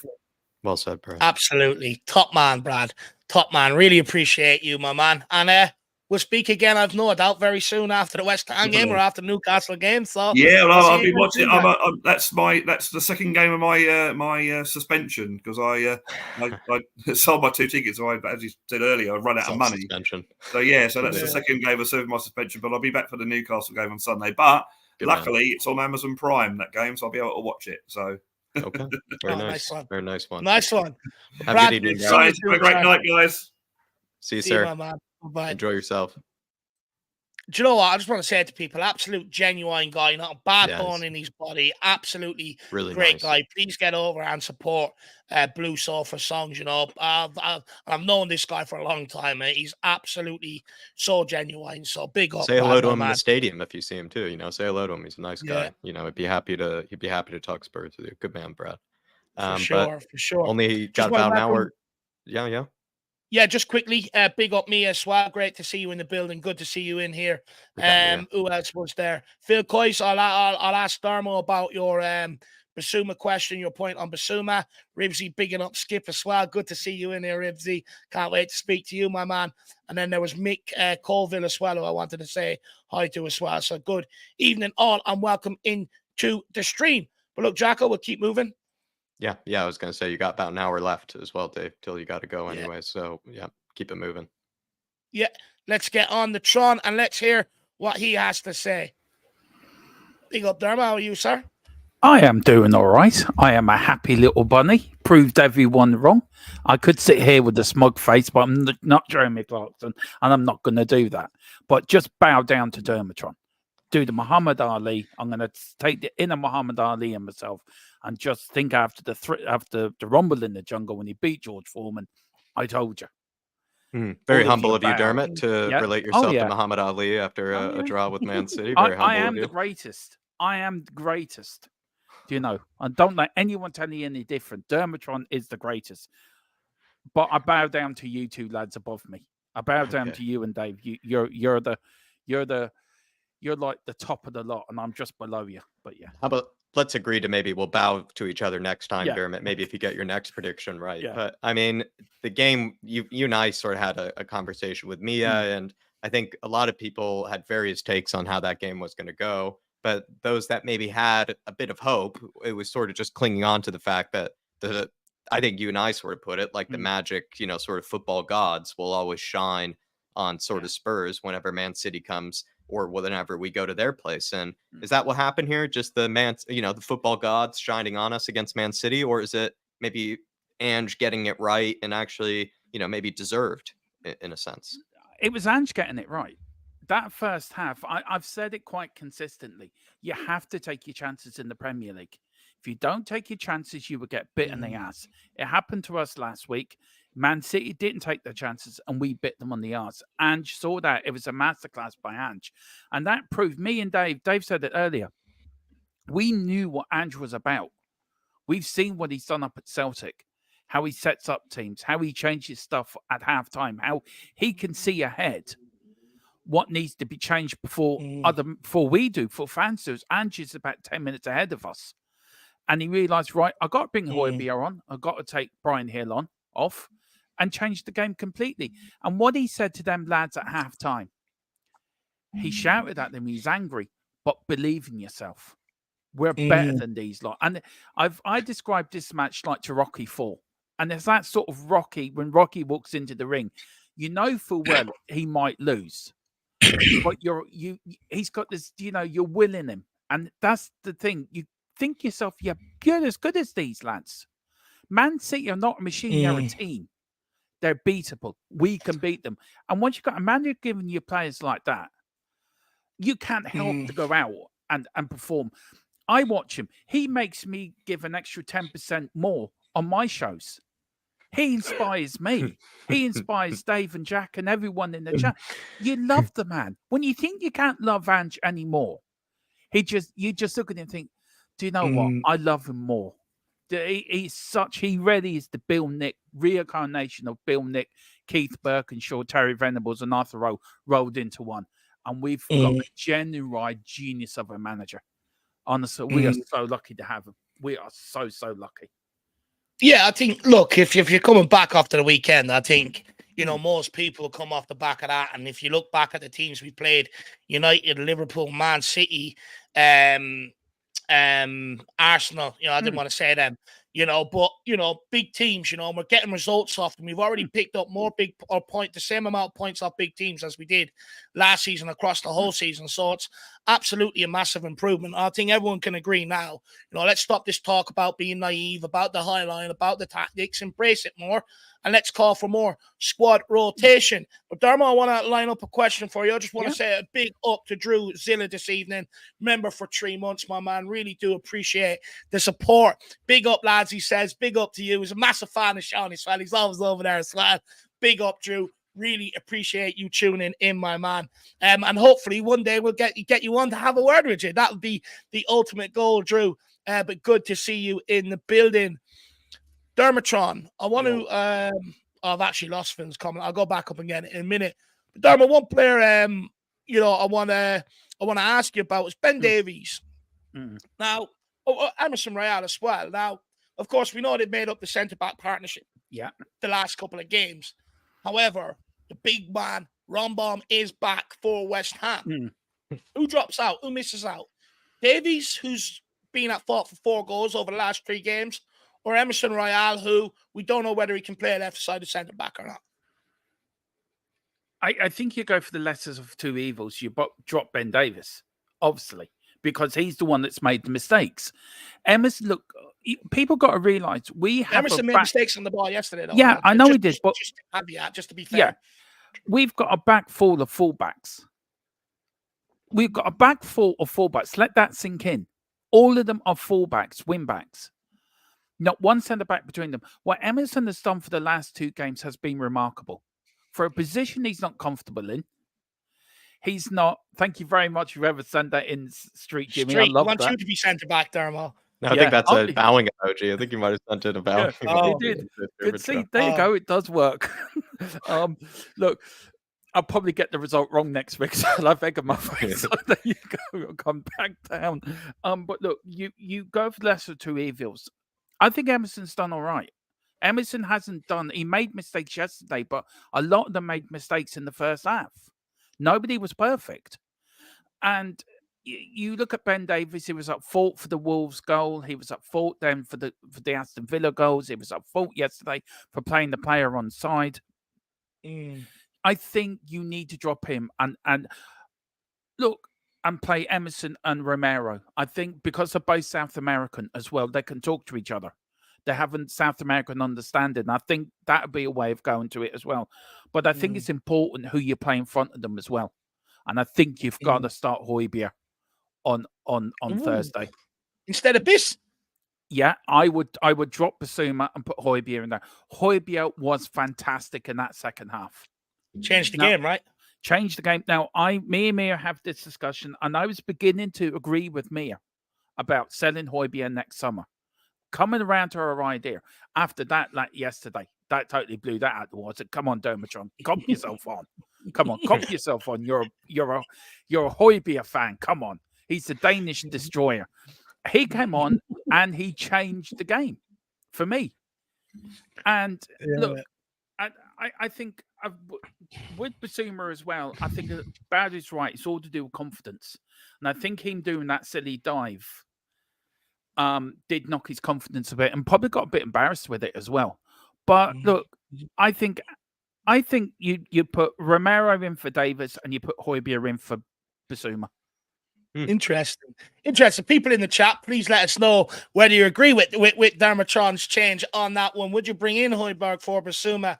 Do you know what? I actually want to give someone a quick shout out. I don't know whether he's listening or not, but Simon Yemain incredible, Jack. I don't know whether you've seen it, but the tweet he sent out about bringing in Højbjerg and taking off Gill, and he'd done this before halftime. Wow. Said, take off Gill, bring in Højbjerg, bring him in for, his passing ability and also, for his leadership qualities and stuff like that. He's getting recognition off journalists about it today and everything. Absolutely unbelievable from Simon Yemen. What a shout. What a shout. What a shout. But Dermatron, I think, was that Phil, if I remember correctly, Phil was saying that maybe is it because, he doesn't have maybe Sar there and that he's sort of just trying to get used to the players that he's been thrusted in with now. Yeah, I suppose so. But you're a footballer. You don't have luxuries of playing. Yeah, I know to speak different languages. I totally forgot that. I'm a complete idiot. I'll admit that. So yeah, big up, Patch. Look, I've just seen what Mia's put in. Oh God, love you, Mia. Yeah. Round 2 coming up. Look, I think Bissouma should be able to play with anyone. But you look at Bentancur and Lo Celso against Villa. That was a combination that will work. I think Bissouma's just lost confidence. I think that's all it is. I think he was suspended. Is it from his own mistakes that he's lost confidence, or is it just being out of play and just not playing, as recently? Is it just his own sort of confidence, like he did it to himself, you think? Yeah, I think it is. I think it's more of embarrassment. He got sent off. He got sent off for diving, and then he got suspended then very quickly. Do you know what I mean? I just think it's just lost of confidence. He will get it back. He will get it back. Could that be the case, Dave, that he just sort of has made a mistake in maybe a few games in a row and then is just kind of losing that sort of confidence in the way that he plays? Because he's a very risky player, right? He takes some pretty extraordinary risks with the way that he tries to turn, the way he tries to receive the ball, some of the passes he'll try to make, etc., right? And the way he tries to drive with it. Maybe he's just losing that confidence in his game, perhaps. And he'll get it back, but maybe that could explain it. Look, I really hope so. I really do hope it's a loss in confidence. Look, one thing I will say, it's not for the wanting trying. It's not for a lack of trying. He's not showing that he's not making any effort, which is a good thing. So maybe you are right, Jack. Maybe when you look at all that, he's still trying to affect games. Maybe it is just lost in confidence. And also, you go through periods like this as a footballer where things don't go your way, but it's still about persisting doing things the right way. And look, when it comes to Bissouma, I've no doubt we'll get the best of Biss back in the team. No problems about that whatsoever. However, really angry with him yesterday. Really, really angry with him yesterday. As everyone knows, I hate players making mistakes. And I get it. They're humans. I just hate it. But look, it is what it is. Big up, Future Music. Great to see you. He says, evening, Earthlings, blue moon. No, it's always looked white from here. Even the moon is fully coys. Absolutely love that comment. Top-notch comment, my man. Top-notch. But Dermatron, my man, great calling. Where can people find you? Yeah, you can find me on THFC Till I Die, the home of Tottenham, past, present, and the exciting future, all under Ange. As we look ahead, there's pre-match, there's post-match, there's watch-alongs, there's podcast. We're starting, I'm putting together a new weekly podcast called the Premier League Roundup, where we look ahead to the Premier League game, go over the stats of the Premier League of that weekend, team of the week, and we'll just have a bit of a discussion. So that's been kicked off soon.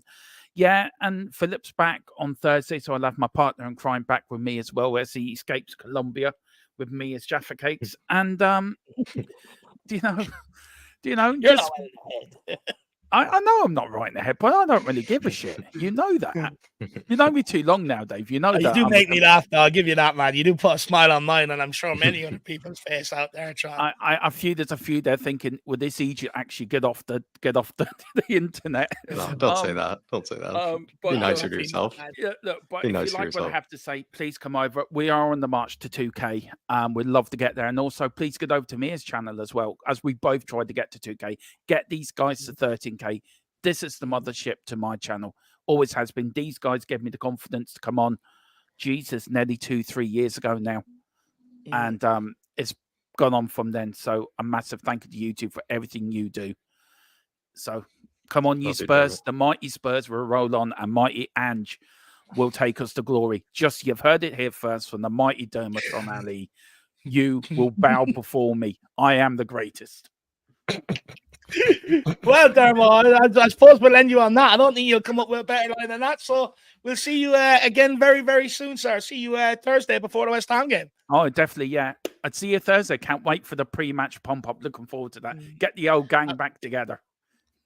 Oh, Well, look, have a good 100%, evening, lad. I'll Tron. have to run down, get my bubbles.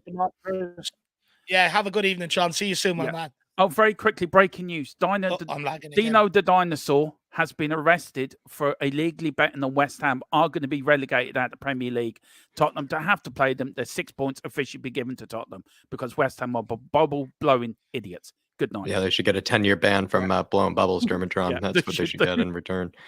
See you, Tron. Have a good weekend, sir, or have a good week, sir. We'll see you Thursday. Come on, you Spurs. Come on, you Spurs. Come on, you Spurs. Oh, guys, another one. Absolutely great guy, you know. He fucking cracks me up, puts a smile on my face, and I've no doubt many others, and of course, been absolutely brilliant on the pre-match pump-up as well. So big yourselves up. No Mia this evening, but you know what? She's always here. She's a great supporter of us, so we will put her link in the chat for you guys. Make sure you get over there and subscribe. We'll stay consistent with that. Big up, Mia. But look, we'll keep this show on the road. And next, where are we at? Is it Tyler? Big T. Big and then T. Let's get him on. And then Ash afterwards, and then some others following after that. So plenty to go through. See what Big T has to say. Big T, how you keeping, my man? Can't complain at all after that match yesterday. Didn't you say, though, before in the back end that you kind of, if you were to look for something to complain, you wanted the win, right? You felt like Spurs could have won that. Didn't you say that to us? Yeah, I mean, at the end of the day, obviously a win would have, felt a little bit better, right? But no, I mean, I'm still very happy with the result. I think everyone should be. If you're not happy with that result, then you're the most negative human in the world. Did Ange get lucky, Tyler, or is it a masterstroke by him this game? I mean, we definitely got lucky in that first half, that's for sure. They could have, easily had probably scored 4 or 5 goals, not including the own goal. But second half, he, whatever his speech was, got all the players riled up. They got their confidence back. Everyone was, willing to make that extra run, that extra pass. I mean, it was beautiful to watch that second half, honestly. And at the end of the game, I was just a teeny bit disappointed, like I said earlier, that we didn't win. But, what are you going to do? Did we win the second half like I asked Brad? Were we much better? 100% we won the second half. They ended up getting a little bit scared of us, especially at the end. I mean, we had that chance in the box that Brennan Johnson should have hit, or he tried to lay it off to someone and went in between, had a really heavy pass in between Son and someone else that we could have ended up scoring the winner there.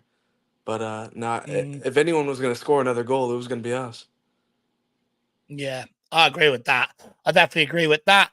Tyler, I want to ask you about Brian Gil-Messi. Look, very disappointing yesterday. As much as I love him, as much as I'm a big fan, disappointing yesterday. What's your sort of thoughts on the reaction he got after the game? Because I know, I remember seeing you put a message somewhere where you're like, we need a bit of context when it comes to sort of Gil. Yeah. And look, what do we do with him going forward? Do you start him at West Ham, or do you maybe look at taking him out of the side? Yeah, look, I love Hill, but I mean, everyone will tell you he was absolutely horrible in that first half, and he got subbed off because of it. When you're up against that all-out press as a young guy, and I know we had other young players too. Adogi did struggle in that first half as well. But and Hill did create that first chance, that first goal we had. He started that counter really well. But he's up against Kyle Walker, one of the most physical fullbacks in the league, probably the most physical and the best fullback maybe in the world. I mean, he's absolutely shut down Mbappe. So I mean, we know his quality, and we've had him here at Tottenham. We know how good he is, and he's even gotten better since then. But no, the response I saw most of the hate for some reason out of all players. Hill was the reason we lost the game, apparently. Yeah. I was seeing comments all over the place saying Hill was the reason we lost the game. Like, seriously? Of all people, that's who you're going to pick on? Yeah, he was not good enough. But he definitely needs some more time. And I think against West Ham, we'll have more of the ball, and he's going to have more space. And I think we should start him again and try to keep his confidence getting up. I am a little bit concerned, maybe. Mm, Definitely a lot more than I was. mm, That maybe he won't adjust to the Prem, but I still have a lot of mm, hope for him. I think it's for me. I thought he had actually a pretty mm, good game against mm, Aston Villa, and then against Man City, like you say, he had maybe a moment or two where he showed that he can still create. But I don't know. It feels a bit harsh on him to all of a sudden kind of just throw him under the bus when he's come up against Kyle Walker. You don't really feel like it's just a guy that is just on his day is pretty much impossible to get past in sort of the one-on-one sort of moments because he's a very good defender. He's very intelligent. He reads people really well, but he also has the physicality to just shove you off the ball at any stage, or he pretty much Yeah, can't beat him for pace either. I'm almost sure that there are very few players in the Premier League in general that can still beat that guy for pace. And so, like I sort of said during the game, Tyler, it felt like you just have to kind of almost be smarter than Kyle Walker. You have to just sort of be one step ahead, maybe yeah, make your decision before he even gets close to you. Find ways to sort of trick him and maybe whatever pass or sort of touch that you may have, but it's not easy. And so for us to kind of just, I think, all of a sudden doubt Hill or maybe throw him under the bus seems a bit harsh mm, when he is coming up against a very good opponent in Kyle Walker, right? Maybe we can just yeah. accept that mm, Kyle Walker is pretty good. And damn near no one mm. was that good in the first half, Spot on. especially on the ball. So Mhm. I mean, just of all people to blame Hill, it's just crazy to me. I think there was the right substitution to bring him off, though. At the Look, end of the Yeah, day, no, he it was was probably one of the really good lesser decision. performing players. And mm, Yeah, Højbjerg, I've sort of said to Dave, I think mm. he's actually been almost better as an impact sub this season. Would you yeah, agree with that with Højbjerg? He's been very reliable in that area. yeah. I agree, and he came on, and it's not like I noticed him like playing amazing or anything, but the team changed for the better, and that the impact he had, whether it was on the ball or off the ball, I don't even know because I just don't remember him doing like I can't remember anything like in particular like of the game that I remember him Mm. doing, but he I definitely think impacted the game. mm, I think the impact that Højbjerg Basuma was on the pitch.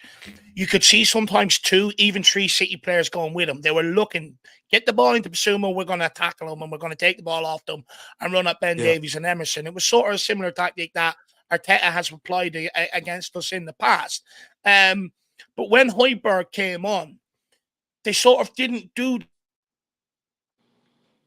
get on the ball. He was free to get on the ball and then start pushing it forward and connecting with others and driving us up the pitch. That's where the impact came about, in my opinion.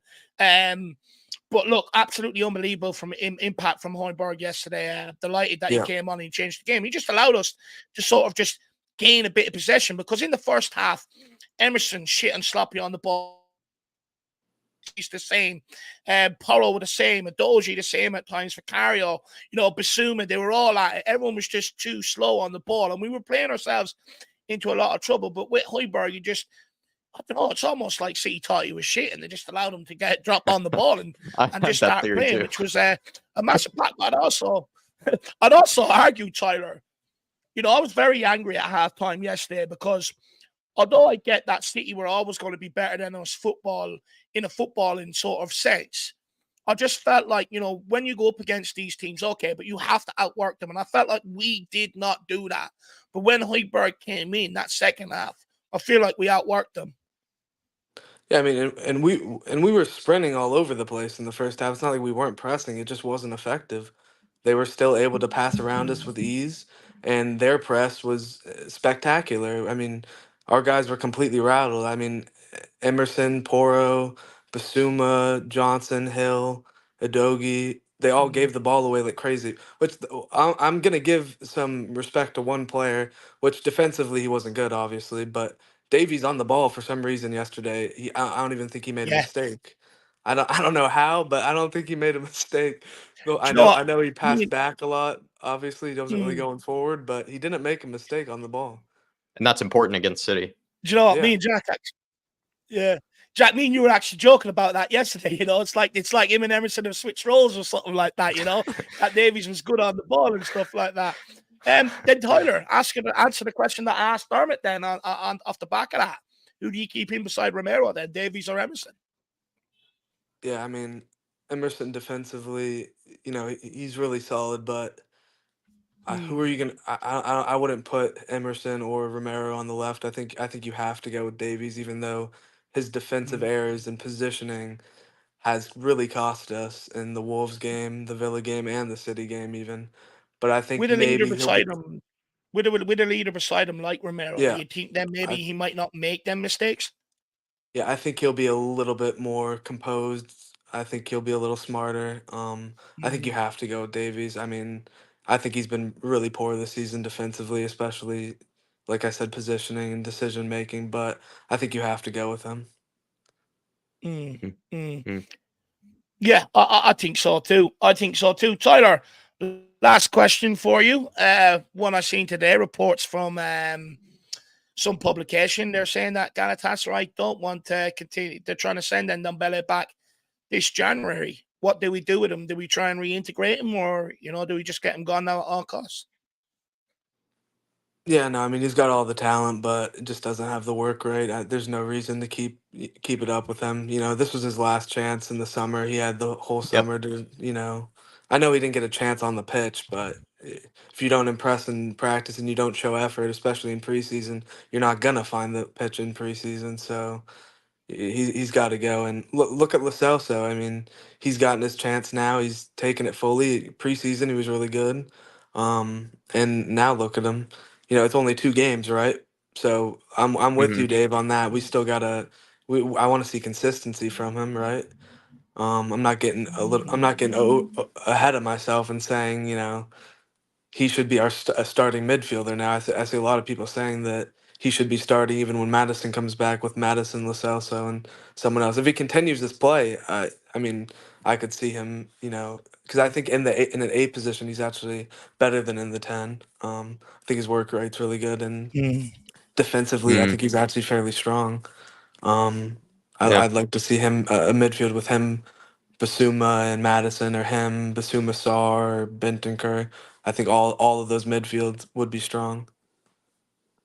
Yeah, Mm. absolutely, Tyler. Mm. And Mm. two, maybe having you can't really have Lo Celso or Ndombele. I think we always sort of had that, Yeah, debate. You got to put up with one of those, sort of talents that maybe hasn't always, maybe hit the consistency that we needed. But to sort of have both of them at the same time, it's just not a thing. And Gio has fairly won out and has won over, or has won this battle out over Ndombele. Mm. And I think he's just got to go.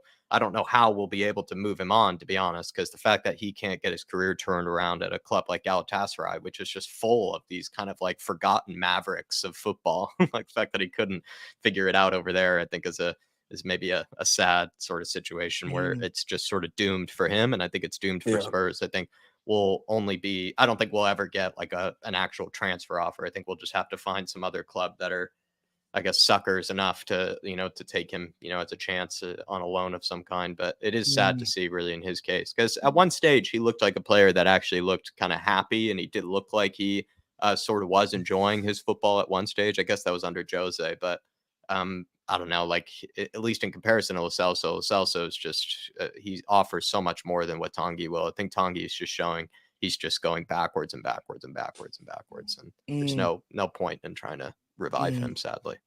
yeah. Can I just real quick talk about 2 more players? Mm. Just real quick. I want Go to ahead, please. Work away, firstly, work away. Skipp. Me as well as I think everyone when he was coming on the pitch, we were like, oh no, oh no, this is where it goes. This is Mm. where the game's gone. But he for our last goal, he dribbled around 3 guys that were pressing him and got the ball out to the wing, and Brendan Johnson ended up assisting the last Mm. goal. So I do want to give as Hmm. much as I don't think he's entirely good enough, but I do want to Mm. give him credit. He stayed composed, and that was a really good play right there, and he Yeah, set up that last goal for us. So I do nice. want to give him You're a full very fair man, respect. Tyler. Well, now I mean, if I'm going to talk down about a player in the Yeah. past and talk bad about him, I've got to give him respect when he's due. And Yeah, right. Davies and So. Skip had really good composed Mm. moments yesterday, so I got to Mm. give him credit And then there. there And was, then, yeah, and who's the other player?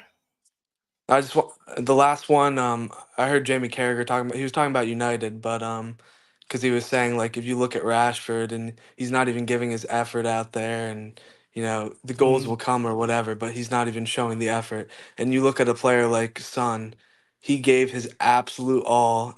he was running around, sprinting around the whole 90 minutes, pressing, and gets a goal and assist against City, another goal against City. I think just the player he is, the captain, the leader right now for us, absolutely incredible. I want to give Son, full respect of being captain and the leader of this team, and just absolutely incredible player and a Spurs legend. Absolutely love him. Well said, Tyler. Really nice words about Sonny there, and he really was terrific in the press.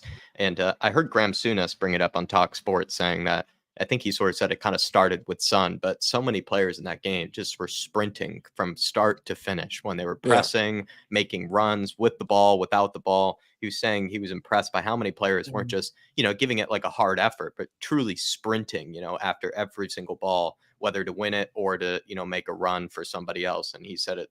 Sonny was one of those that he thought, just from minute 1 to minute 90 was just putting in that sort of effort. So good shout. Good shout. Yep. Absolutely love that, Tyler, as well. I try to take that approach as well, where if you're ready to criticize a player, you should be ready to praise them. Absolutely love that from you, Tyler.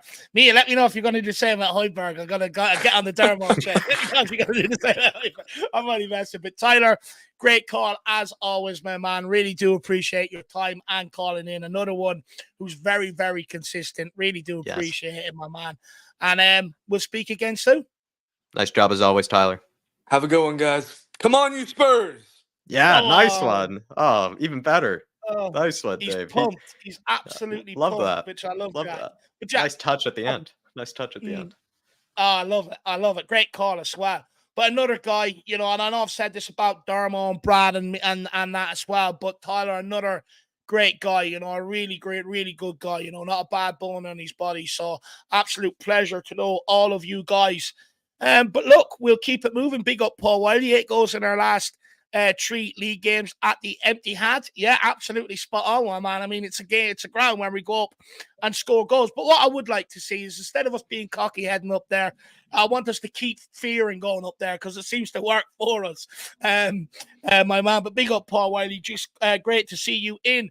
Now, just to let people know what's coming up, you've got plenty more guests. We have Shaie Maddox on next, followed by the one and only Ash, followed by Michael Ribsy, and then we will be ending off with Ellie. Unless anyone has the link out there and you are planning on saving it to later, please make it known to myself and Jack that you do want to come on, just so we know, because I do have to be off by 9:30, and I don't want to leave Jack here with 1,000 people left to speak to either. It's not fair. So guys, please make it known if you do have the link and you do want to come on, just so we sort of know what sort of time frame we're looking at. But let's keep this show moving. And everybody, just quickly as well, everyone out there tuning in, incredible numbers today. I really do appreciate it. And hopefully you guys are enjoying it. Great to see you all. But let's keep it moving. Let's get on the next man, the one and only Shaie Maddox. Let's hear what he has to say. Shaie, first of all, I usually ask people how they're keeping, but by the looks of it, you're keeping great. I want to ask you a quick question. You've been a big promoter of the youth, just like me. How good was it to finally see Jamie Donnelly get off the bench yesterday? I was so excited. Again, I mean, he didn't really get a chance to touch the ball, but again, I think seeing he had a clearance.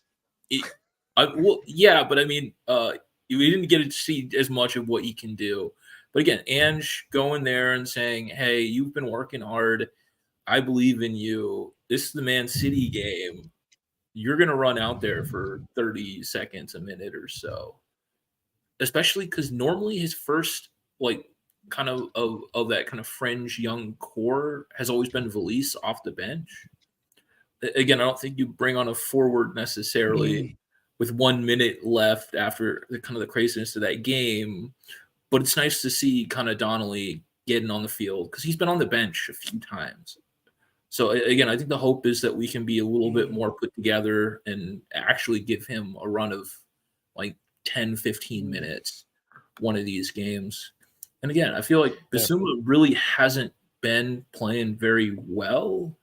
At a certain point, you have to sit Bissouma down and be like, "Hey, you're not playing well enough. I know there's more of a player in you, but I'm going to give these other guys a chance. And you got to keep working hard. And the next time I put you on the field, I need you to prove that you're the guy for the job."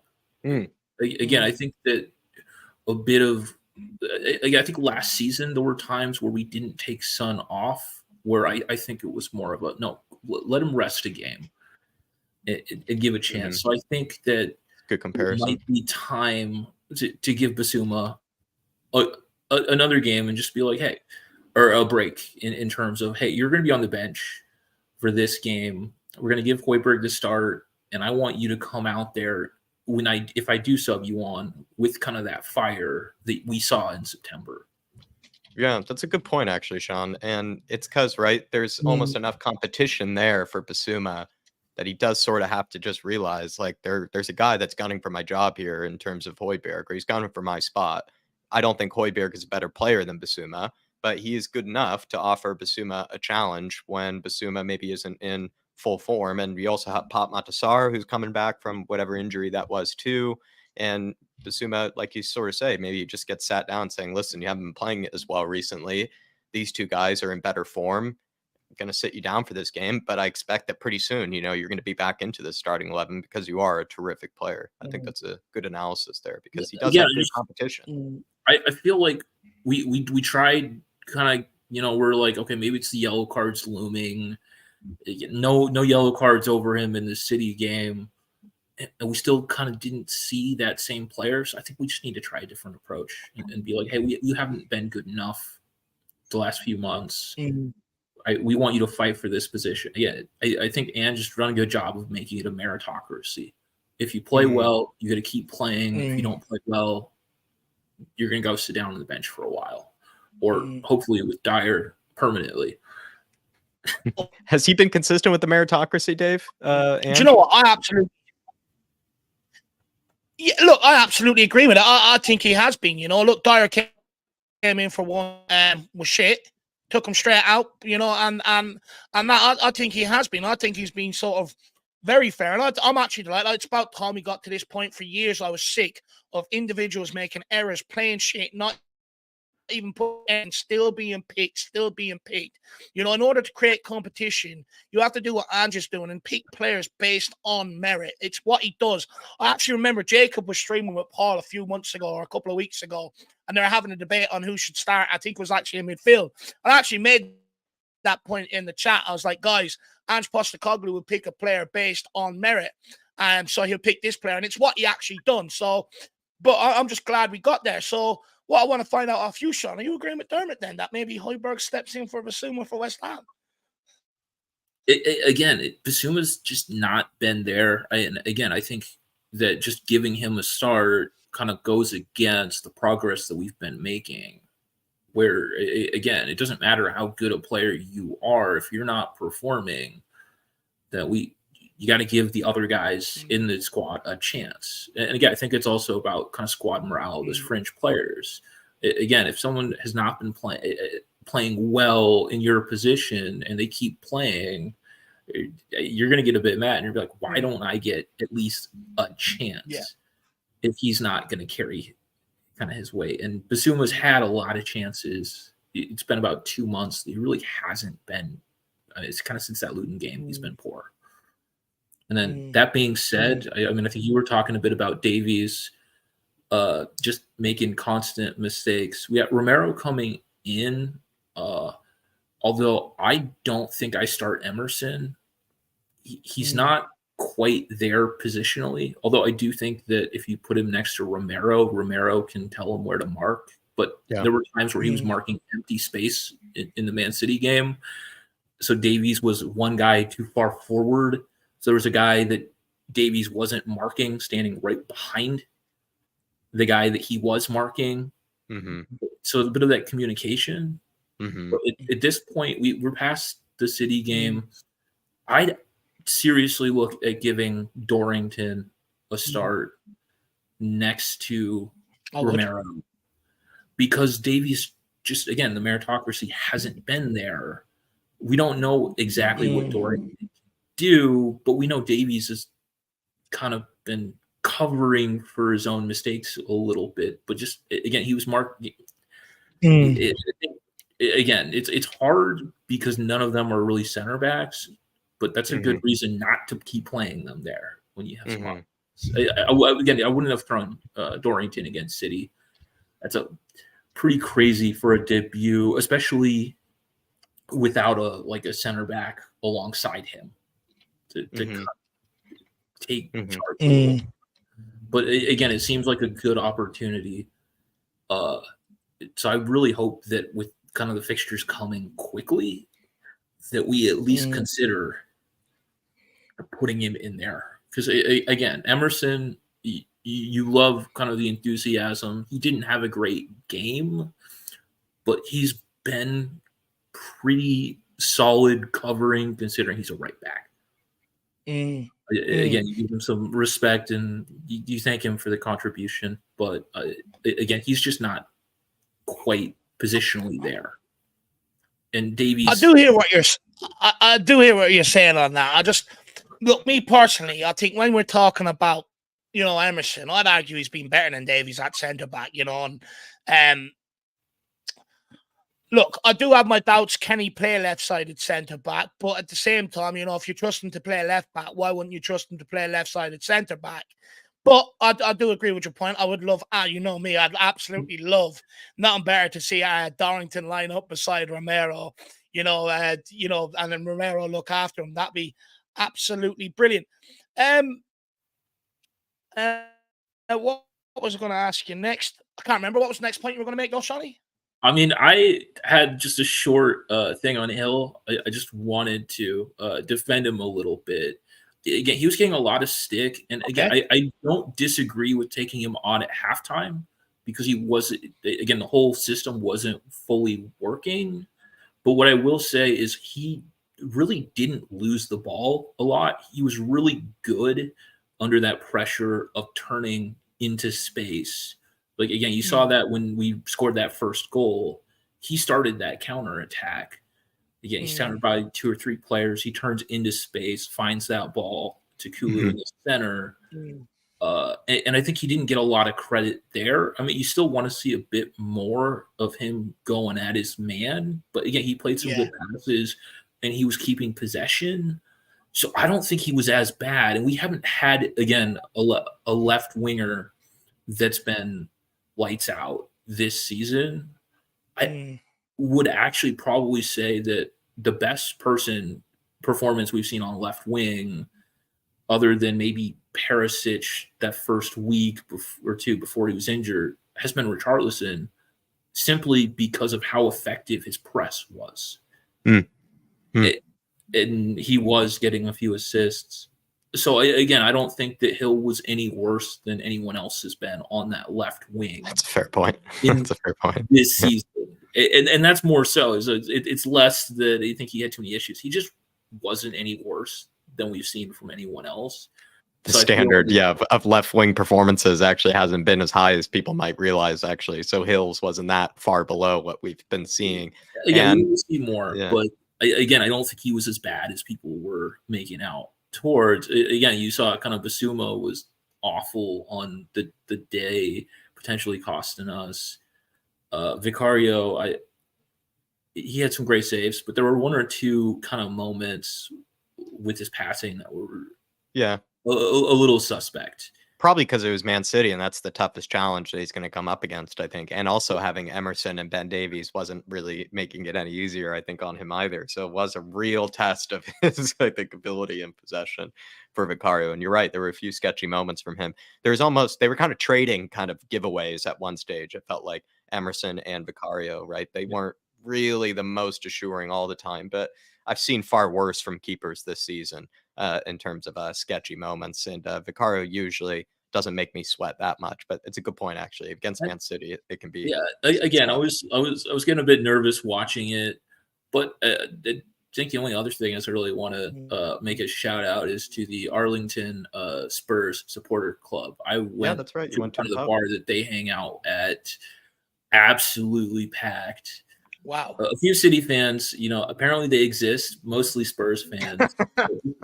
Again, everyone had enough belief in the team to be out there being like, no, we're going to go watch our team.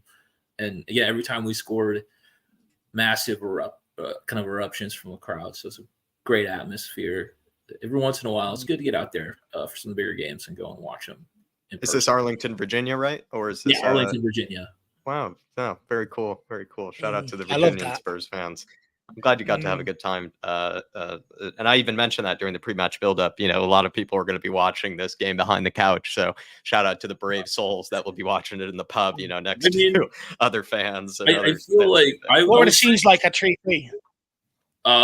They're absolutely wild cheers, because again, I think people would kind of drop their heads, me included, a little bit at that point. We're just like, oh, okay. And then you see that beautiful cross coming in from Johnson, and Kulu's just dominant. And again, I think Kulu has been one of our best players this season. I don't understand why anyone was like, sell Kulu.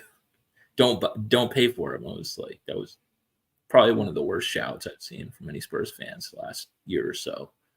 I'm glad you got to see Kulusevski have a terrific game, and as well as just seeing it in front of other Spurs fans like that. I bet was fun. Do you like his mentality? Jack was a.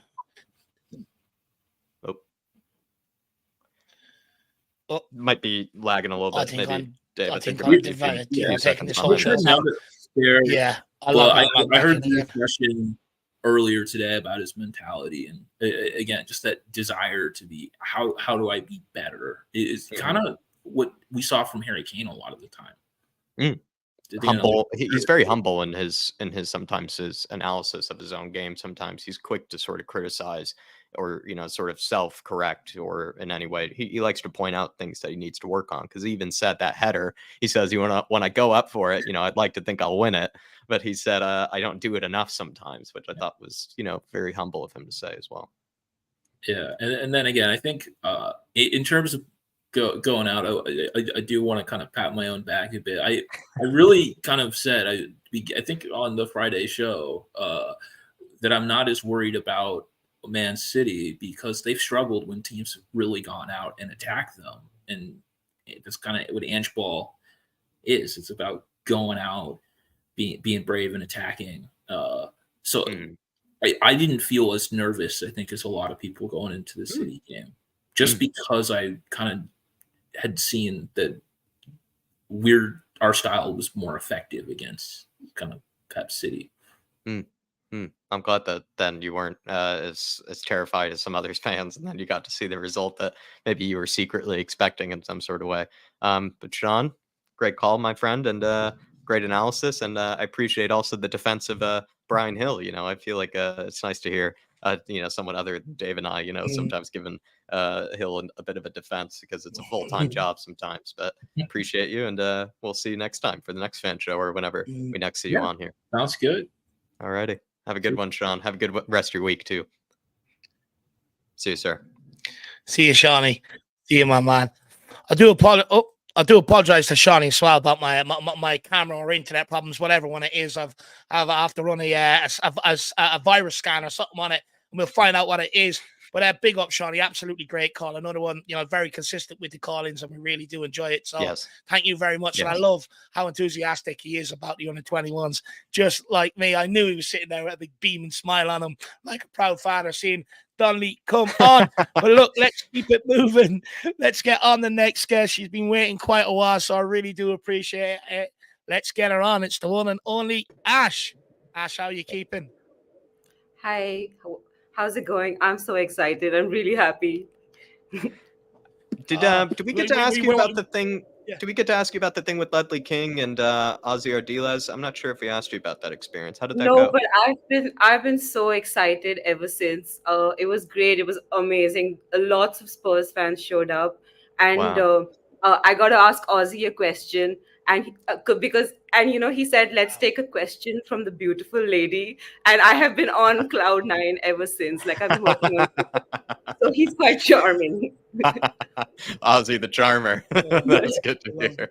But I just think that was such a good, you know, sort of thing done by Spurs. I was very happy to hear that they were doing that sort of thing. And I'm glad that you got to experience it, because sometimes you don't always hear enough sort of publication or enough sort of, I don't know, you just don't always hear about, you know, the club doing that sort of type of thing. And it's nice that you got to experience that. Yeah, it was more than amazing, because Sonny and Ange recorded personal videos for the India Spurs people, and Benton Core did a Rangoli, which is like a Diwali. So we have this festival of lights called Diwali, and we do like these illustrations that are Core. Benton Core actually made a rangoli like in a video. I'm sure it was like he was instructed, but whatever, it was amazing. So That's really nice.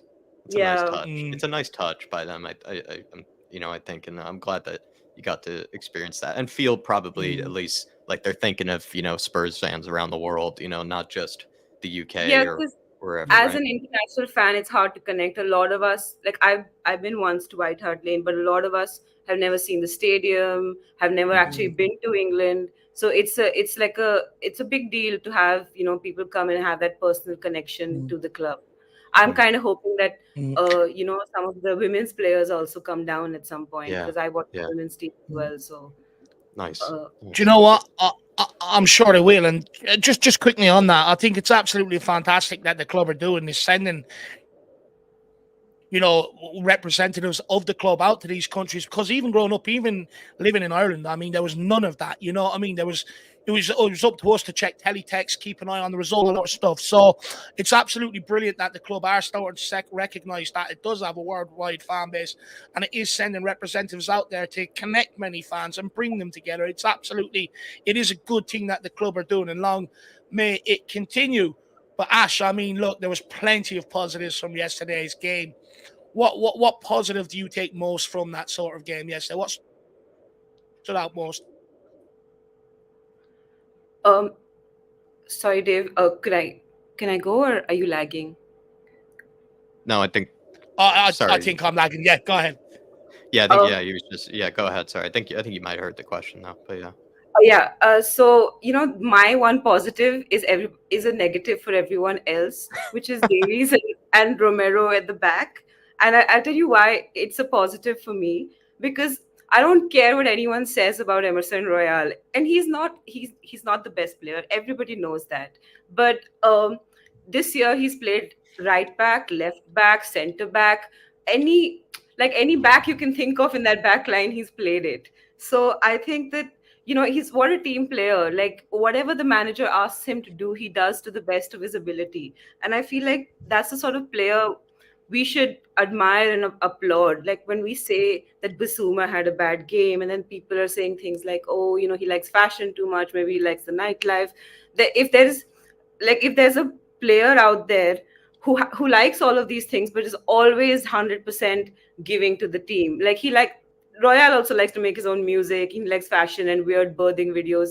But, at the end of the day, he turns up and he gives 100% every match that he plays. And I feel like that's something to really applaud. It's a real positive that we have such a squad player. And I hope that we keep him, actually, because as a squad player, we wouldn't find there are not a lot of versatile players who can play all of these different positions in the back line just to step up for a game when we need them. So I think that's for me a positive. I love a bit of Emerson Royale appreciation, Ash, and I maybe would sort of pivot what you said to Dave here. Do you agree, Dave, that sometimes the squad player isn't always a guy that just plugs into one position? Sometimes a valuable squad player is a guy that can just do a job in 3 or 4 positions when you need him to. Yeah, look, ideally, right, you want two sort of players of similar quality, or even of similar hunger for every position, right? But I've always argued the sign of a good backup player is a player that can step in, and I've always argued the sign of a good player is a player that can play multiple positions. For me, I hear too much of this, the system doesn't suit him, the system doesn't suit that guy. For me, if you're a player, you make it work, right? It was never discussion or even a talking point when these guys were coming through the ranks. They would have played under many managers, many different multiple positions, from grassroots all the way to make it to professional. So why all of a sudden does that stop when they become a professional footballer, and it's all down to systems? Look, I've heard this too much with Davies and Dyer and everybody else in the past, but it's not their natural position. Centre back Emerson Royale's natural position, but he hasn't made a mistake that's led directly to a goal. So I absolutely agree with that point. Fantastic point. Any other sort of appreciative moments that you maybe had from that game, Ash? Like any other sort of performances that you thought really stood out? I mean, obviously, I've been one of those people who's been critical of Gio in the past. And I have to say, Like me. 2 goals in 2 games. He's done a really great job. Of course, for me, Kulu was my man of the match, but Gio's right up there. Like he was amazing. The first half he was not as good because but none of us were good in the first half, apart from the first goal, of course. But in the second half, I thought he got grab hold of the ball more, and I think the first half he was also bad because with Hill on the left, what was happening is the ball, like for the Doku crossbar post moment, Mm. Hill was the one who gave the ball away, right? And so constantly the ball was being turned over either by Bissouma or by Hill, and so and once or twice by Lo Celso himself. So when you have that sort of situation, it's very hard for anyone to be good. But I think that in the second half, once the we were not giving the ball away so much on the left, I think we really sort of grabbed hold of that game more.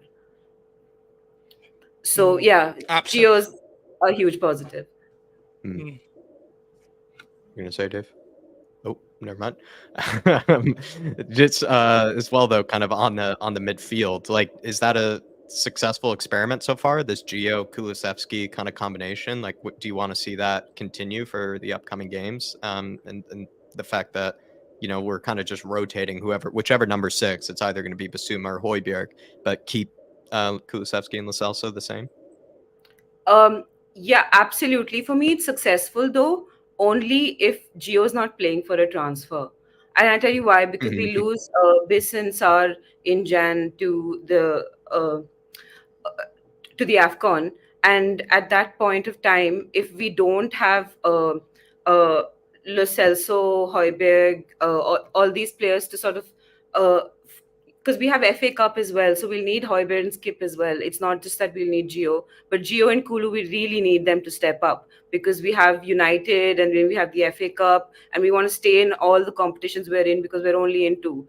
So I think at this point we don't want him to be playing for a transfer. We want him to be playing at least till summer. So that because I don't think we're going to buy with the number of midfielders we have. I don't think we're going to buy a midfielder in Jan. So it's a successful partnership if it continues into Jan. Sneaky theory you have there when it comes to Lo Celso. I'm curious if anybody who's listening to that, what their thoughts are on that. I like that, actually. It's often the case with players that they do sort of what is it? Right. Yeah. They play for a transfer. They play for, a future move of some kind. And he could well be doing that, Mr. Lo Celso. But we are benefiting from it. At least at the moment, we're benefiting from it. But yeah, come January, we don't want that to be the case. We want it to make sure that he's all I part also of the think plan.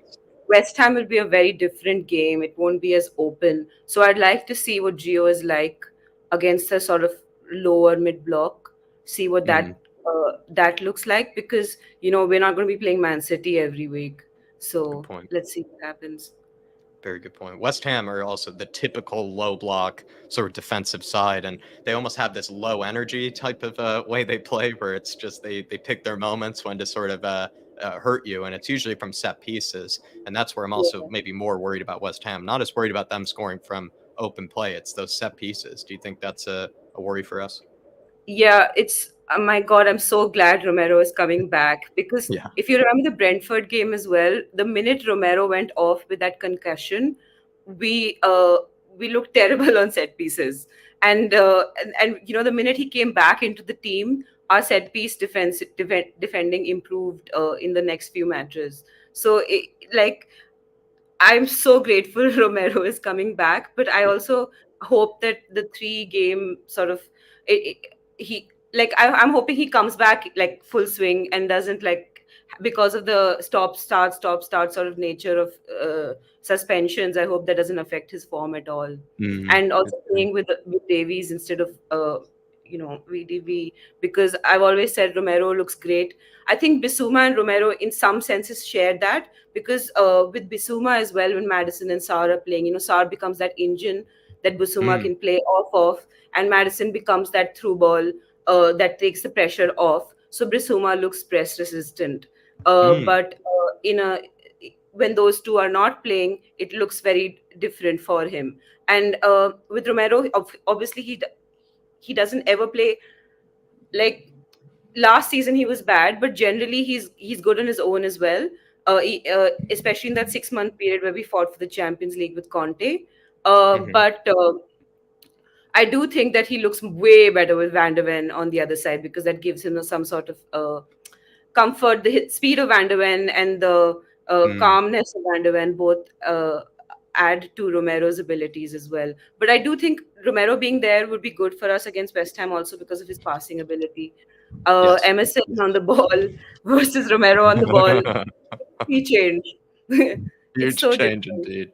Huge. I am with you 1,000%. That's what I think Romero is often complimented most for his defending, but what I actually will be most thankful for when he comes back is actually having somebody who really can make a pass from out the back, who really can really unlock a defense. And Romero I think his passing ability is so underrated, really, actually, at times. Completely with you there. And just also having a guy that has a bit of that physicality that will be needed against a team like West Ham, which are already a very physical, kind of mean type of team. I think it'll be good to have him back. I just hope that, like you say, with all the games he's been out and everything, that he's sort of ready to sort of hit the ground running, or at least kind of come back into the same form that he kind of sort of left us with. Did you have any other sort of comments, maybe about the attack, or maybe the front three, maybe Sonny, Johnson, any of those that you wanted to pick out? I mean, I will say I had said earlier as well that I'd like to see Hill up against Kyle Walker before I make up my opinion of him. But I think now I'm sort of certain he was just getting bullied off that ball. I think either we Mm-hmm. send him off on loan in Jan, or we Mm-hmm. or sell him and get somebody else. I think we need another winger in January. We desperately need one. I'm still willing to give Brennan Johnson the benefit of doubt because that he gave a really good assist, Mm-hmm. um, uh, and B, because he's just come in and then he had hamstring injury. I know we should give Hill the same benefit of doubt because he had injuries as well. Mm. But I do feel like. Uh, I'm because we paid so much for Johnson, I'd like to give him at least a season before I make up my mind about him. Mm. Um, I I agree. I wish we could track back a little bit more, but I think that's also because we're spoiled on the right with Kulu tracking back. Defensively, Kulu does a great job for us. But and I do feel like the movement is there for Johnson, but sometimes he reaches a little late. Even in the Aston Villa game when Sonny made that pass, he came in a slightly, say, a fraction late, and I believe he does that a lot. If you notice, because he knows that's the play, but he's just not well drilled enough yet with Ange's team to get there in time. So I think that might actually happen with some practice. So I don't think it's a player thing because his speed is not a problem. So yeah. Do you know what? I actually agree with that. I think when you look at Brennan Johnson, he does have more of a final third threat than Gill, or he's shown that he has more of a final sort of third threat than Gill. So I'd agree with that. And look, that's what I said in my predicted lineup with Gill. If he really wants to start being taken seriously, he has to add end product to his game, just like all attacking players do. So I think you're absolutely spot on with that. And look, Brennan Johnson, I think, has plenty of time. But I actually think, Jack, I think we found ourselves praising Brendan Johnson, if I remember correctly, for actually doubling up with the fullbacks yesterday. Yeah, it worked. I thought he actually worked especially hard defensively, Ash, in that game, which I'm not sure if I saw in previous games where he had really, let's say, Yeah, gone I really. think Yeah. yesterday was possibly his best game actually. I thought that's what I'm saying. He's improving with every match, so I feel like we should give him at least a season before we judge him. I feel people are being a little harsh with him Mm. too soon. I forgot I have to praise Sunny. My God, Sunny was great yesterday. His pressing was amazing. His work rate, my God, and this whole Sunny can't assist, Sunny can't create, all of this. I don't know where this nonsense comes from because even when he was on the left, where everyone said he was playing terribly, if Richie could have just scored some of those few goals, he would have assists. I think even Kulu missed a chance that Sunny sent his way. So it's not Sunny, it's the rest of us, like the rest of the players. So I don't think you can blame Sunny for other people's fallacies. Yeah, I think Dave has I, sort of been I, in the I, same boat when it comes to mm, Sonny on the left wing. I think he said, like, let's not rule out like Sonny's all of a sudden like washed on the left wing or anything. Like he's still a very competent player and he mm, can still get Yesterday past he his man. outran Even the pace, he Terry. was faster than Doku yesterday. He actually Doku had like a 20-yard head start and he still beat him in that run. Yeah, and Doku's one of the fastest players in the league. So I think Sunny, it's possible that as he gets older, the bursts are shorter, but in say mm. a 20-meter burst of speed, I think he can be as fast as anyone. Mm-hmm. I completely agree. He's absolutely The rapid. speed of him to get onto that ball for the first goal yesterday was absolutely incredible. And look, I think we could be end up making same mistakes that we made towards Kane. Where everyone's so in and stuff like that. And I just hope we don't make the same mistakes with Sonny. Like the evidence is there. He's not washed up. He can create, he can score goals, and I think he's getting back to his best. Look, don't get me wrong. I do think there are games that don't suit him up front, like the low block Yeah. teams. I do think we need a different option for them games. Someone like a target man in the box, or maybe a different way of playing where you attack the left hand side and get like he did for the equaliser yesterday. But look, Sonny's been a magnificent servant to Tottenham Hotspur, and long may it continue. Came in for a lot of praise yesterday, and rightly so, rightly so. But Ash, great call in. I've really enjoyed that, as I always do. You finally got myself and Jack together. Well, sort of. With No, my I had you internet, it's last been time. crap, but great call. I think she was able to experience or have both of us last time. But yeah, we're getting more used to us three together as a front three here. But Ash, great call as always. And Dave actually wanted me to ask you if you wanted to be in kind of sort of the members group chat. We have a lot of people that you might know from sort of the show and stuff. We sort of have it in WhatsApp, and then as well, you could just, if you want to, you can put it in the private chat before you go and Okay, good. everything. But I hope you have a good rest of your week, and I look forward to having the next conversation. Yeah, I will for sure. Okay. Alrighty. See you, Ash. Brilliant. Nice See you, one. Ash. Nice one. Bye-bye. Bye-bye. Great calling. Great calling. She really knows her stuff. I really enjoyed the call-ins from Ash. Guys, let us know if you want to see more of her in future. We'll definitely try and make that happen. But great calling. But look, let's keep this moving. We are moving on to the one and only Michael. Another great guy. Always great call-ins. Yep. Great to have him. Let's hear what he makes of yesterday's game. Big up, Michael. How are you, sir? Big up, guys. Yeah, doing well. I froze my bollocks off yesterday during the match. Where were you? I've told this story to Jacko too, but I actually have 3 pictures. Can I share the screen and show you? Sure. Like, if you don't mind. Don't worry, I won't like. You guys drew 1-1 with Rakov, I saw. Yeah. Dave, he went and saw his local Polish team, who are actually at the top of the Polish league right now. I think if you allow me. So basically, this is the stadium, and trust me, guys, it was like -5 or something. It wasn't really pleasant sitting in the stadium, but plenty of Tiskies needed. And actually, really great thing, and I will show you the table just in a second, right? But this was the tifo that they did during the beginning of the match. This is the full name of the club.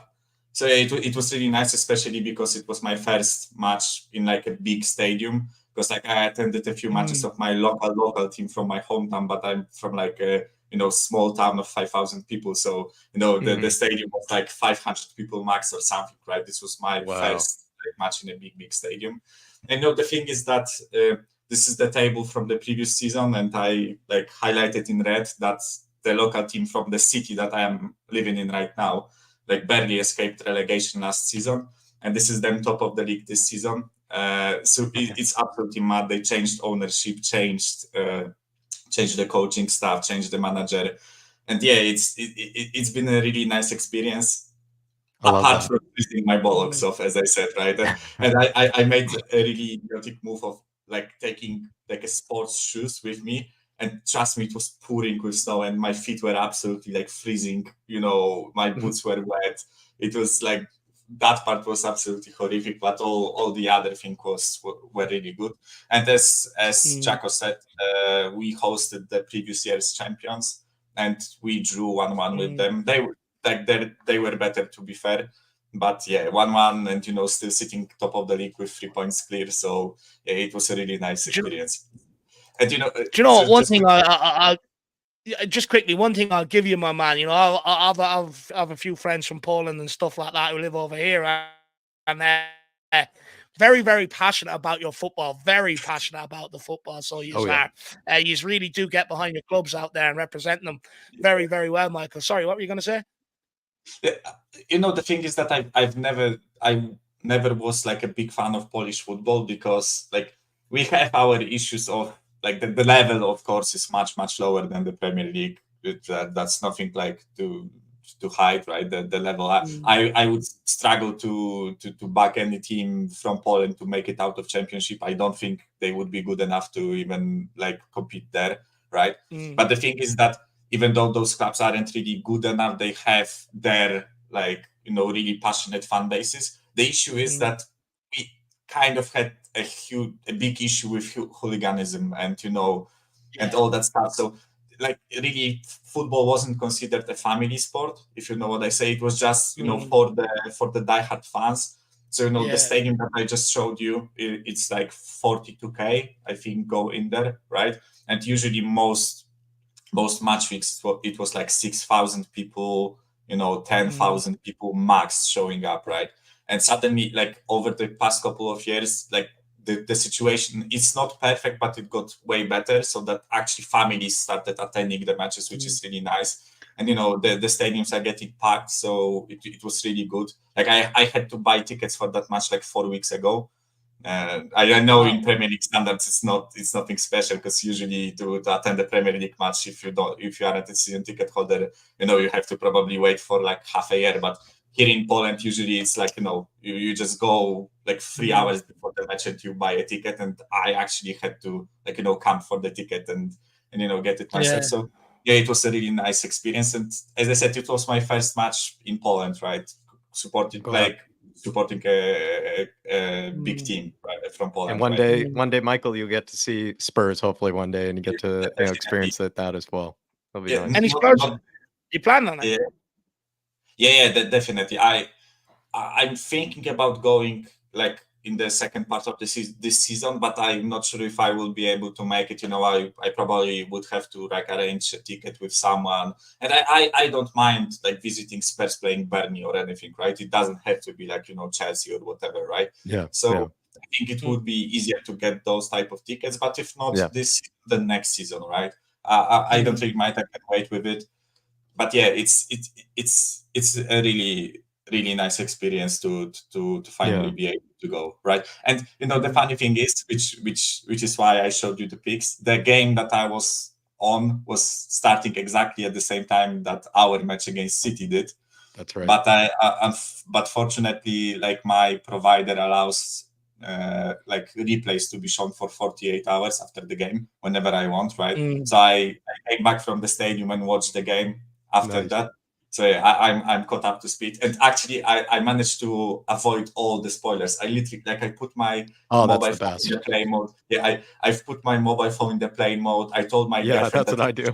If she spoils me the scoreline, I will literally like murder her. So she was just checking the phone, and she also trolls me a lot in those type of situations. So she checks the scoreline. She's like, "Ooh, you are fucked." And I'm like, I always do that with the Champions League final. I always miss the Champions League final, and I always do that where I just go back and just record it. Don't let anybody tell me anything, and just watch it for myself. But Michael, just so we can get to the Spurs game, and you got to watch it back in full replay. Tell me about that game, man. I mean, do you feel like Spurs were lucky at all? Do you think Ange proved some critics wrong? What are your thoughts on that game? I think if you look at the balance of play, I think we were lucky to walk out of that with a point. I think that City easily could have smoked us in the first half. But the thing for me is that you win some, you lose some. You have sometimes you have luck, sometimes you don't, right? we all agreed that probably against Villa we were the better team and we deserved much more than losing that game. At least a draw would have been a fair result against Villa. So I guess you can make a point that it balanced itself out, right? We weren't capable of scoring against Villa. Now City were just like missing sitters for fun, which was really like entertaining to watch. I mean, entertaining to watch. It wasn't entertaining when they were peppering us. I can tell you that. Like my ass was this clenched. It was absolutely terrifying to watch that first half. But what was terrifying? Was it like Emerson and giving it away and like those sort of moments? We were in our half for a large period. It was probably that, I imagine, just how often we were giving it away.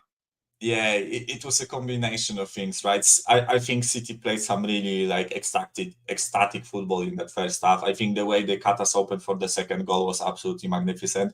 Listen, I know that like Emerson was ball watching throughout that whole move for the second goal, right? But still, to pull that off, like it's such a tight space, like this intricate way of passing to pretty much walk the ball into the goal was really, really nice to see, right? But in my opinion, like I think even though maybe we didn't deserve a point, I am still extremely proud and like happy that we actually managed to stop the fourth loss. And I know it maybe contradicts a bit what I've been saying about like I don't really care about the results, right? This season for me is about building, but still, to lose 4 on a trot would be putting a lot of doubt in some people's minds. Like I think this result just proves to certain people, not to all of them, but to certain people that this football has like has a future there, right? It's not really like whole suicide football, because even though we were lucky against City, I still think when we had the ball, we actually like created some nice opportunities, few of them, but we were playing against City at that ground, right? But I think the situations that we created were also really nice, constructed really nicely. So for me, maybe let me put it the other way. I think we deserve to score 3 goals. I think all 3 of the goals that we scored were really well-worked situations, right? I just think we also deserve, like, should have probably conceded more than 3, if I'm being honest about it, right? So I think on one of the other channels, someone asked me for a prediction. I said it will be something like 3-0 to City or 6-3. And honestly, I'm not. I honestly 6-3 could have been like the scoreline if City had the shooting boots on, right? But yeah, like listen, boys, ask me another questions, because I can go on rambling, about that. So Dave, you have another question for Michael of any type about the game? Yeah, I'll go in here and I'll grab one from a bag of tricks. Let me see. Michael, you're a great analyzer of football, but Suma, you might have something different maybe to what everyone has already said. I mean, look, first of all, what do you make of his performance yesterday? Am I being over dramatic when I say he was absolutely god awful, useless yesterday? Didn't do anything, and I mean, what's gone wrong there? I think with Bissouma, first of all, like yesterday's game was probably one of his worst in the Tottenham shirt, right? Like this season, especially. I'm not counting the previous season, right? But this season, this was probably his worst performance, even worse than the Luton one. Because with Luton, it was just stupidity. Like yesterday, he was actually like bad. Like the things that he was doing were actually bad. And I think maybe I'm tooting my own horn a bit here, but I said yesterday on one of the other shows that I think Bissouma doesn't handle responsibility well. And I think that's something that Ange alluded to once already. If you remember one of his first interviews after one of the friendly games before the season started, I think he was talking about Bissouma and the fact that he has all the skills to be one of the best midfielders, right? In the world, in the league, whatever you want to say, right? But I think he said that he really needs to be responsible and to take take it upon his shoulders to carry the team. And I think it was actually said in regards to him being late for training or something like that, right? But I think it can't translate to what's happening on the pitch. I think when I was watching Bissouma with Sarr and especially with Maddison and with Romero and Van de Ven behind him, I think those players, especially like Romero, Van de Ven and Maddison, they took a lot of responsibility on their shoulders to free Bissouma up, to allow him to play his football.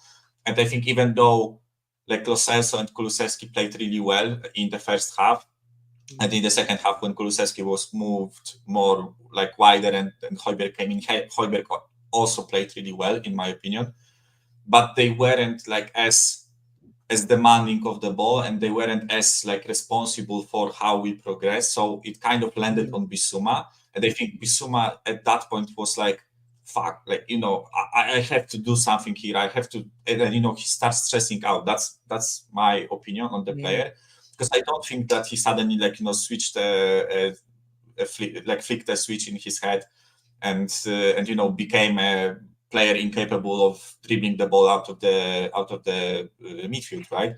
I just think it's a bit of pressure, a bit of responsibility on his shoulders, and I think he will learn to be like a player that can take this responsibility on his shoulders, right? But I think if you want to consider yourself one of the best, you have to be like independent as a player. If you want to be one of the best, it doesn't matter really who you are playing with. You have to show your quality. And what I saw yesterday was the lack of quality because of the responsibility he had, right? I think I was absolutely furious with him for the third goal that we conceded. I couldn't stand what he did there, especially because it wasn't like City cut off all his passing lanes. It wasn't like he was surrounded with City players so that he couldn't really, find a way out of there.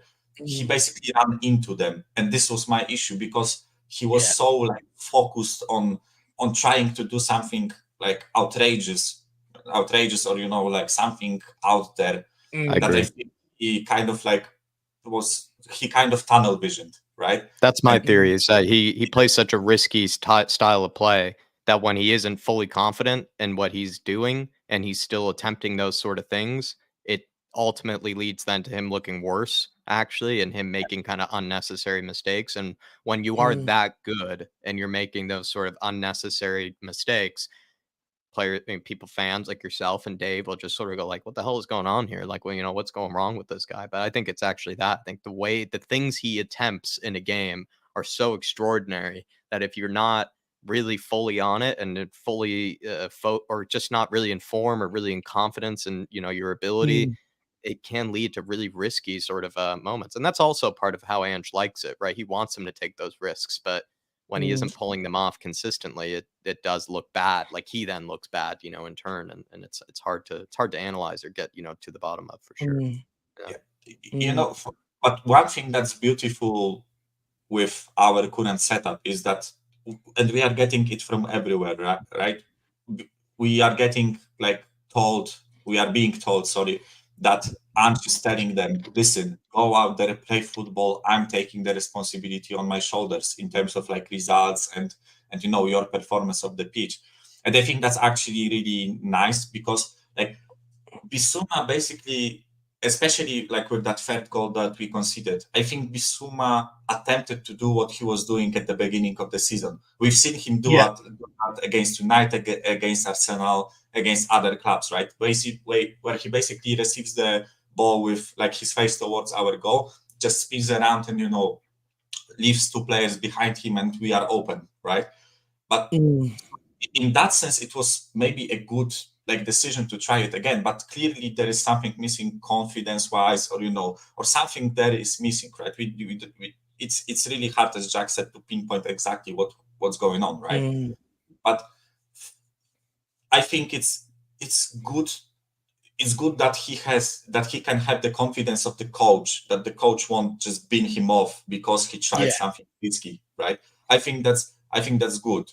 But Bissouma needs to fix up himself, right? It's really like a balanced thing where the fact that Ange Postecoglou will trust him and will like allow him to make those mistakes doesn't mean that he can keep making those mistakes, right? He has to improve to get back to the level that he has shown us. But the fact that he is allowed is a good thing, if that makes sense, right? Yeah, look, I think you've absolutely hit the nail on the head with that, because I think when he has Romero and Van de Ven behind him, it's not always him that has to get on the ball. They can progress it themselves. But when it's Emerson or whether it's been Dyer or whether it's been Davies, other people have to come and take the ball off him. I do think maybe Bissouma maybe felt that pressure yesterday. I think you could have hit the nail on the head with that one, Michael. But Michael, great call in as always, my man. Really do appreciate your time this afternoon. And hopefully you get to watch the West Ham game live instead of being at another game. Yeah, I'm watching it live. There is no way I'm being moved in front of this monitor. But one last thing, like the 3:15 seconds, big up to my boy Kulusevski. I effing loved that performance. Oh yeah, it's like he was so good against City. I loved what he did. And big up to Lo Celso also, because I think me and Jack spoke about it. And I said that if he wants to prove anything, doesn't matter if he wants to move out or stay at Spurs. If he wants to prove himself, this is the time to do it. And so far, the performance is really good. And also shout out to my boy Poro, who wasn't dribbled past during that game by Doku. I know Doku went off with like 51-minute injury, right? But that doesn't matter. My boy Poro, you were really good yesterday. He got shown to the prison. He got shown to his cell like every other Poro victim. Well said, Michael. So big up, guys. Have a good week, man. Have a good weekend. Shout out to is it Wroclaw? How do you say it again? Your team's name? So my team's name is like Śląsk Wrocław. I know it will be hard for you to say. Wrocław is the city, right? And Śląsk is like the region of Poland, right? But it's also called like WKS, WKS in Polish, right? So that's the easiest way to say it. And all right. I hope they keep, staying at top, right? I've submitted their story to one of my favorite podcasts that I listen to, so hopefully I get to hear more about them and maybe able to do some research on them. But Michael, have a good rest of your week, sir, and enjoy yourself. We'll see you Thursday. Big up, man. Bye-bye. All right, bye. See you, Michael. Absolutely great points from Michael. And again, another one, really, really nice guy. He's forever just, being really solid to myself and Jack. So big yourself up, Michael. And great calling as always. Another regular. Keep them coming, my man. Absolute legend.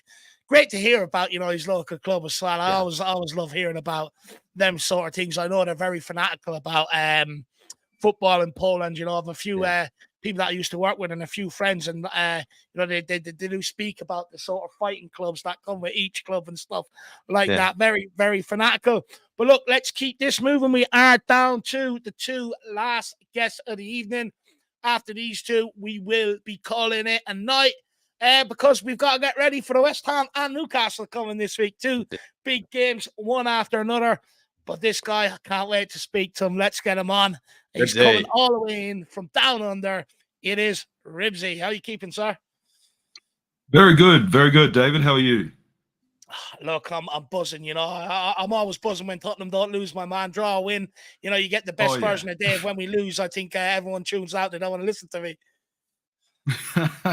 Oh man, no, it's good to see us get a point again. It's been a couple of dry weeks there, especially with the international break, and no, it's good. And we really, especially that second half, despite only getting the 1 point in the end, I think that might have been, accounting for the reduced talent of player on the field. That might have been the best football we've played so far this season.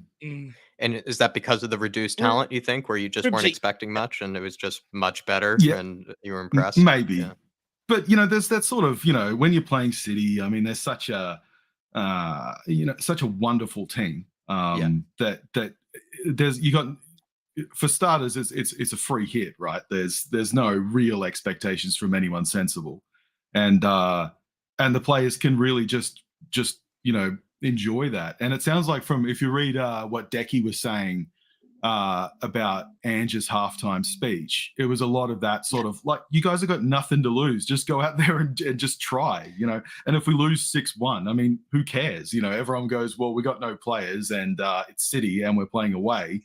And, you know, we've already had a sort of drop in form. So it's par for the course. It's what you'd expect from that match. And the fact that we made it 3-3 and one of their goals was an own goal, I mean, shit. I mean, what more can you expect? I mean, we were brilliant by that, accounting for those disadvantages. And we were, even if you don't account for the disadvantages, we were still damn good. So,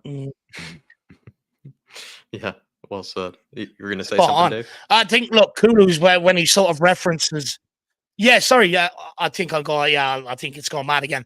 Just quickly, I think when Kulu sort of mentioned what was said at halftime, I think Ange Postecoglou sort of referred to it. You know, it was a very watered down version of what he actually said. I believe he sort of I believe he said a few home truths along with everything else that Kulu said, a few swear words in there as well and stuff like that. But only rightly so. I mean, I was furious with the application of the team in the first half in terms of energy and work rate and stuff like that.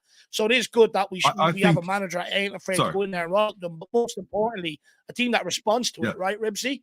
You know, I've no doubt Conte and Jose walked in there and rollicked them, but they didn't respond. Yeah, exactly. Because Ange's speech would have been something like, you know, it would have been like, you're not disappointing the away fans out there. Like, they knew you were going to show up here and probably lose. You're not disappointing the fans at home. You're not disappointing your teammates that are injured. You're disappointing yourselves. You're letting yourselves down. You know, and that would have been, you know, that would have worked, I think, you know, if it was that sort of thing. But there would have been a lot more swearing involved, I'm assuming, because it's Ange and he's Ange, and you know, behind closed doors, he's not as cuddly maybe as he is, you know, in front of everybody, in front of the media. But it's that swearing and that's that anger that comes from a place of love. It doesn't come from you know, like anything nasty. It's effective swearing. I approve. I definitely believe in effective scoring, definitely for sure. Especially, I know Ange, you know, knows how to do it. One of the quotes that he had, though, Ribsy, that maybe I feel like you could have been touching on at some stage, but he sort of said something like the reason why he was sort of frustrated in the first half wasn't because of the fact that we were playing ourselves, you know, into pressure and making mistakes. It was that he started to see that some of the players started to themselves not really, you know, almost give the full application of his system. They said he did start to see them lose a bit of confidence, start not to play passes that they were supposed to, you know, set up or position themselves in areas that they're supposed to. He was kind of referencing that the line started to get a little, you know, we were starting to drop back a bit more, basically just alluding to, we started not believing in ourselves and believing in what we were doing. And that's what he said sort of in a way made him the most angry was, if, you know, it's okay that we're losing, but just don't all of a sudden go back to kind of previous, you know, sort of years where we start just dropping back and kind of just giving up basically in a game. He was like, don't you dare do that. And that's what I thought was pretty powerful in his press conference from what I heard. Absolutely. And who was your maybe standout player in the team? Like, was it Kulusevski, Gio? Some people have given Sonny a lot of credit towards the end of this fan show. Who's like your standout player? Yeah. Wow, stand up. Yeah, I mean, well, it has to be Decky. I mean, that final goal. I mean, he played the entire game. He played well, and even without that goal, I still would have been impressed. But the way they brought on Ake to shut up shop, so to speak. You know, like he's a strong defender. He's in good form. He's arguably their best form defender at the moment in how he's been playing. And just seeing him just get skittled like a child's plastic bowling pin out of a cheap Christmas toy was just freaking amazing. Like, that's just, you know, if Decky hasn't watched that goal, his own goal there, about 30 times on replay yet, he's not doing it right, because that's the stuff dreams are made of, man. That's imagine being a kid, you know, growing up playing football, and then you get to play in the Premier League in a good team against Manchester City, and you get to score that goal. I mean, it's magic, man. It's magic. I love a header as well. I love like a powerful header of any kind. I've always been a big fan of that, and it's right out of your playbook, Jack.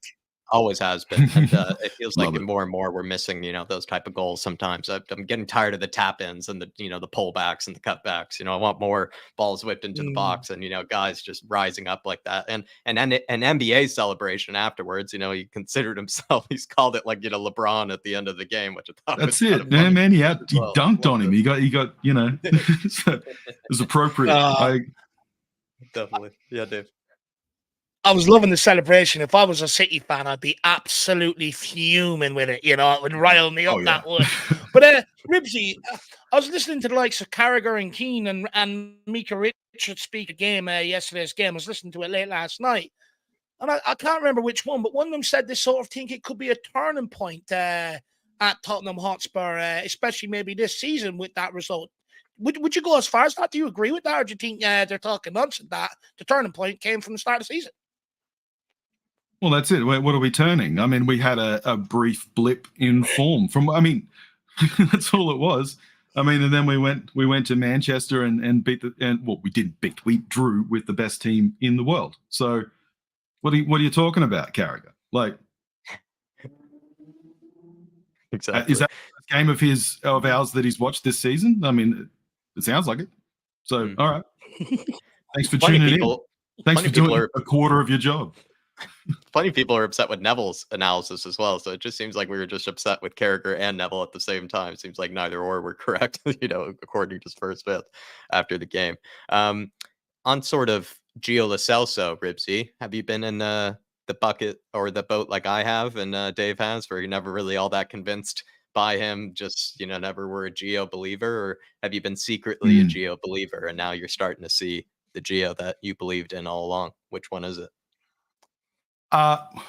There was a time when a lot of people, when Gio's form was pretty bad, in the the late Pochettino, early Jose sort of time. And I was saying, like, if he was that bad, the Argentinian setup wouldn't keep picking him. I was thinking there's got to be something here. But eventually I was like everyone, I'm like, well, if he's good, then he's not showing us. So he needs to go somewhere else. And in that same time, I can't imagine, and I'm sure most people will be the same, I can't imagine that a few seasons later, out of the two of them, out of Ndombele and Lo Celso is the one that we're, all of us would be happy to keep in some form or another as either a backup or as, some kind of position of merit, because he's clearly playing well at the moment. Whether that continues to happen, who knows, and we'll see. And maybe, come January, we'll all be saying, thanks for your service, but it's time to go, my friend. But at the moment, I mean, he's an excellent backup. We've got, Maddison, when he's playing, is getting clattered every game. So he's going to get injured over and over and over again, because that's how people have been stopping us. Good point. So you need someone who can sort of do what he does, and isn't as good as him, so is not constantly, right up against him in terms of selection. And he seems to, if you can show up and do that against City, I mean, what more can you ask from a guy? I mean, who's better? But we were talking about it last time I was on. We were talking about the bigger teams having an ego and playing a different sort of match. And it's true, because City, think about Sonny's goal in the first 10 minutes. If we were doing that against any other team, that who was it, Doku, would have just fouled Sonny and just stopped the play. But because it's City, he's trying to get the ball, he's trying to play properly, and they got punished for it. Whereas against West Ham this week, in that same situation, you're just going to get a rugby tackle. So it's a different sort of thing. So we'll see. What I was trying to get, my point I was trying to make there is that Lo Celso can play against a team that's trying to play football back against us. Whether he can play against a team that isn't and is being more cynical is another question. That is an interesting point there. Dave, sorry, go ahead. On that, just quickly, Nick Carey says Ash said it earlier, which he did. You know, he could just be playing for a move and shuts off again if he doesn't get it. Would you agree with that? You know, is there merit to that argument? Yeah, sure. I mean, well, we remember Winks would only play good during a transfer window because he was getting a decent paycheck and knew he was going to actually be required to play football somewhere else. So, and look, it's all worked out for him, right? Because he is playing football now, so he probably hates it. He's like, everyone's cheering his name. He's like, this is awful. I just want to go back to Spurs where I can just collect a paycheck and eat in the nice restaurant. But, I thought it was a very funny, sneaky theory from Ash, actually, that it could actually be the case that Gio's just playing for a and move, if that's but the case, benefiting from it. And yeah. I mean, if that's the case, then great. You know, give us a few good matches of football and then move to, I don't know, Valencia or whatever and enjoy your career. Who cares? There's other footballers out there. It's not like we can't replace Giovanni Lo Celso. Yeah, it's a bit of it's a win-win for us, actually, to be honest, because the way he's been playing gives him, a bit more added value to the transfer market, where somebody like Barcelona will, be willing to take him off our hands. But also, if he wants to play well enough that perhaps he, gets his position back at Spurs and, wins a lot of love back from Spurs fans, also, benefits us. It's actually probably impossible for us to lose in this situation with Lo Celso. So just see how it goes for him. And he's part of that clique of Argentinian, South American sort of players that I actually am a big fan of, but he seems to be kind of well liked amongst that group. So probably wouldn't, be a good idea to sort of keep them all happy in some way. And there was a bit of a flow between Bentancur, Hill, Gio, that whole, crew actually seemed to have a bit of an understanding with each other that perhaps, we could take advantage of, and when we do need to make rotations and everything. Like, they seem to be on the same page with the way they like to play with each other. So, yeah, I'm all for it. I'm all for Gio. I'm all for signing that apology form sometime soon. Looking forward to signing it. Any other kind of final? I will in January if it continues until then. Any other sort of final opinions you may have, Ribsy, on the game? Any other players or anything that you might have noticed? Yeah. Sure, we obviously just need to sign more fullbacks. Just like we should have learned this way back with Gareth Bale. You just sign a good fullback and then just turn them into whatever you want, because apparently they're not failed footballers. They're the best footballers. They're just hiding. So we just get a couple of fullbacks. That's it. Just the future is fullbacks. We just get more, and then we'll change football across the world by just signing all the fullbacks. 3 more orders of Emerson Royale. 3 more orders of that. Exactly. And the benefit is that no one else can have fullbacks if we have them all. We've got all of them. Yeah, Man City are hogging all the center backs. So let's just buy all the fullbacks and just start throwing them into the team. I agree, actually. Let's do that. Very funny. Well, but that's it. I've got nothing more no worries. You're one of the last guests anyway. Things to say about fullbacks. So Well, I agree. Fullbacks FC. That's the future for us. Keep with it, Ange, and look forward to asking you after the West Ham game, Ribsy, and hopefully we burst some bubbles. Yeah, I'll be around. Ribsy. See you then, lads. Ribsy. I don't know if you can still hear me because my internet's gone crazy. But if you're around for West Ham or Newcastle and you want to do a pre-match build-up, let me know, my man. I'd love to have you on. All right, cool. Yeah, no, I'll hit you up. Have you got me on? Yeah. Anyway, I'll talk in the chat thing. I'll see if I have your number, and then I'll give it on. I'll forward it on to Dave. Yeah, we probably don't need to hold up the show for that. No, we can. It's our show. Fair enough. Pick up, Ribs. Have a good night, man. Have a good night. We'll good on you guys. See ya. Have a good one, man. Bye. See you, Ribsy. Can you hear me?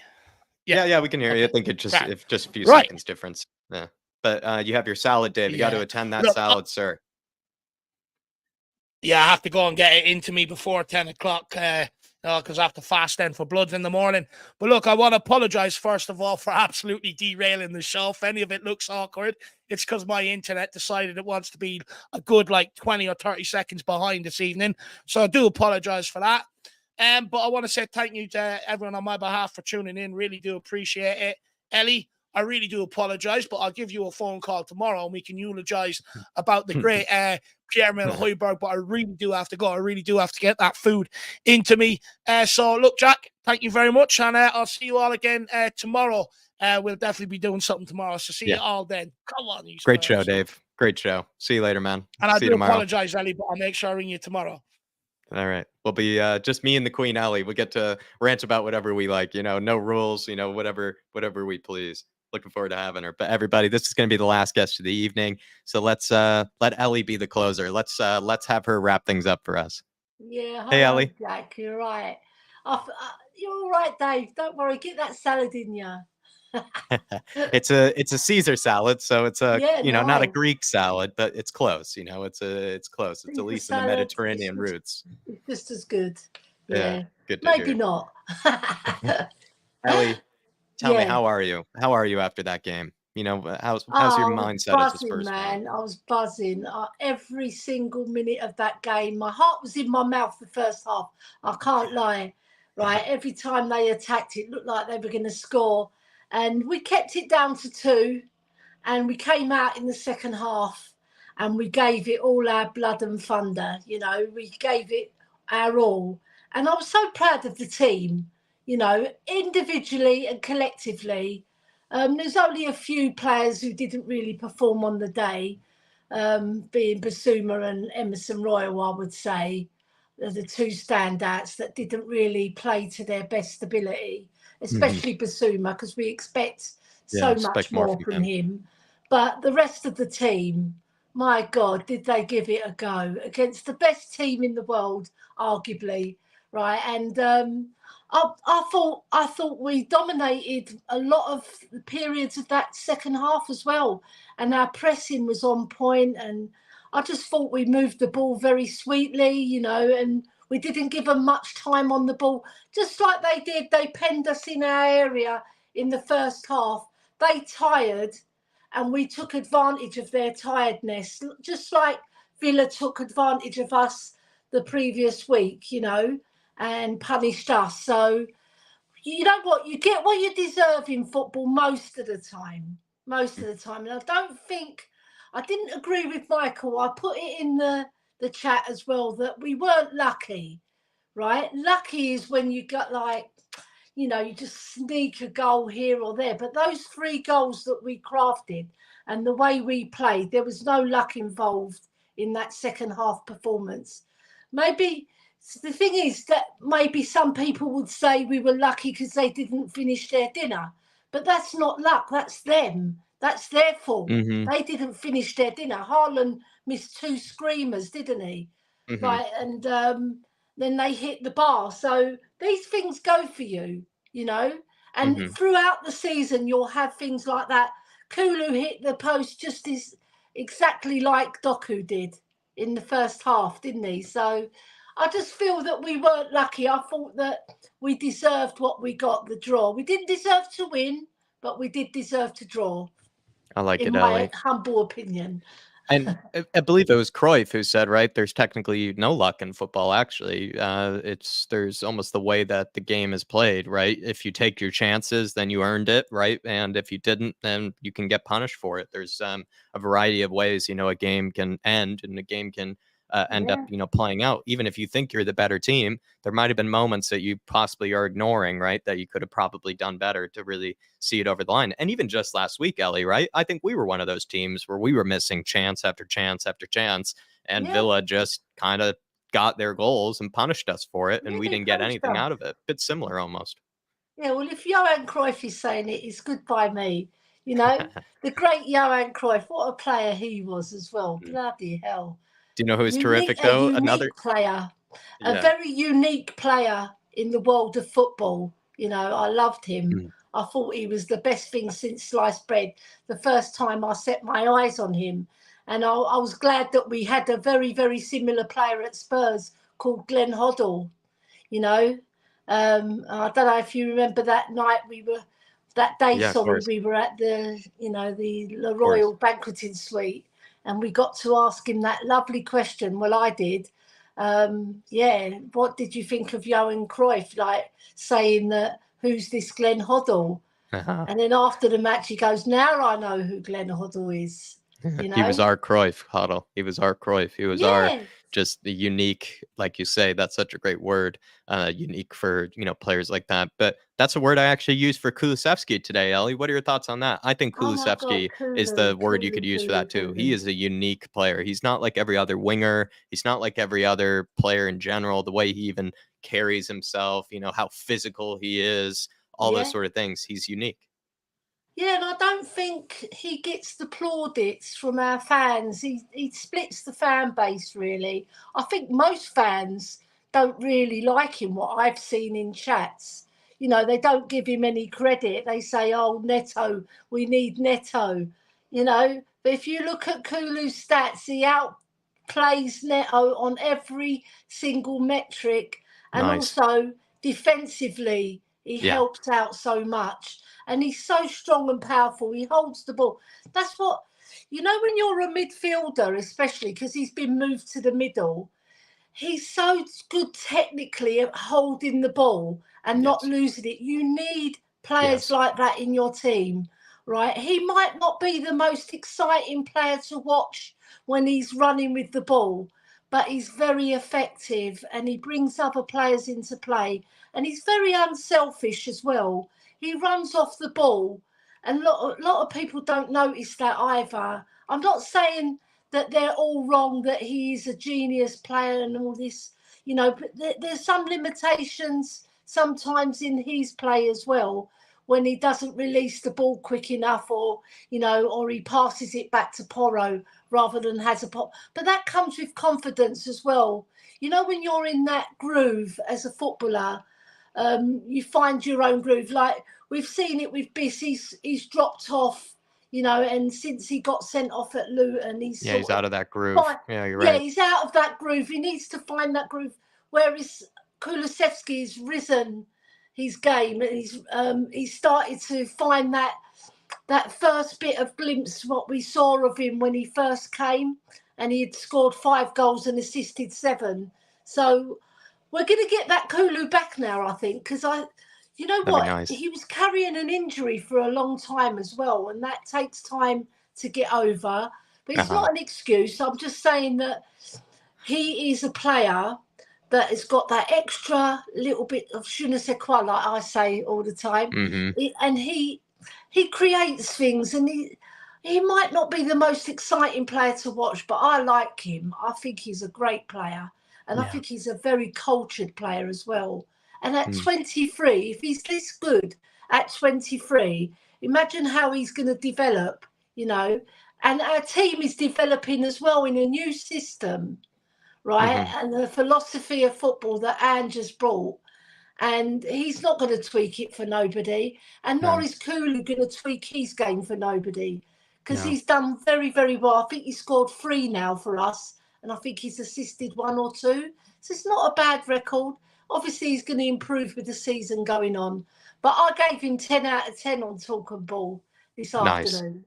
And that's because of I couldn't everything he call did him. everything he did off the ball, with the ball. You just felt Yes. like, Yeah, it was a perfect performance. And the goal that he scored and his celebration, I was so happy for him, because he must read some of the negativity that comes his way because of his lack of pace, But look, Sheringham didn't have pace. Kane, not particularly fast. And look what they did for us as footballers.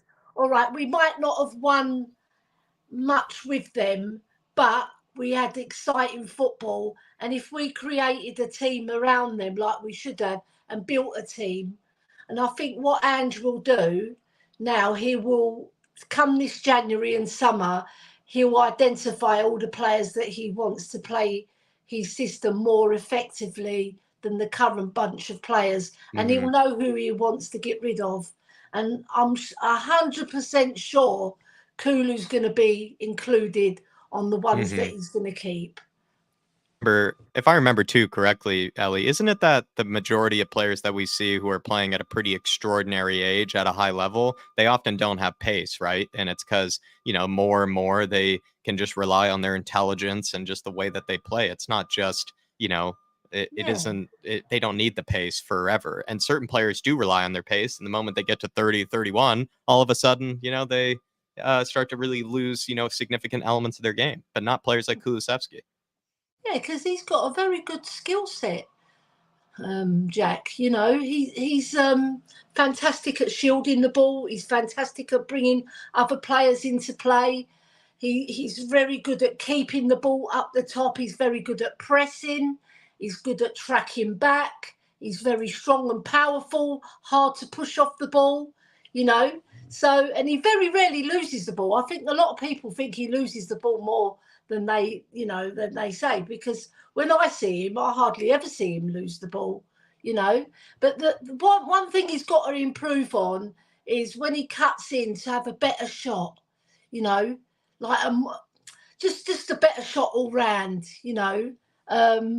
But the header, I think he's been taking tips from Richarlison. I reckon he's been training human with missile. him. Yeah, like a human my missile. God. Throw yourself at it. I love a good header, Elliot. I really do. It's I think it's one of the parts of the game that I think gets so underappreciated actually at times. And just like a good sort of, two guys just rising up like that, challenging. And he really sort of dunked on him, like people sort of said, which is fun to see. Højbjerg, though, we have to talk about him. He had a terrific game, didn't he? Yeah, I was having a little Barney with Mia in the chat.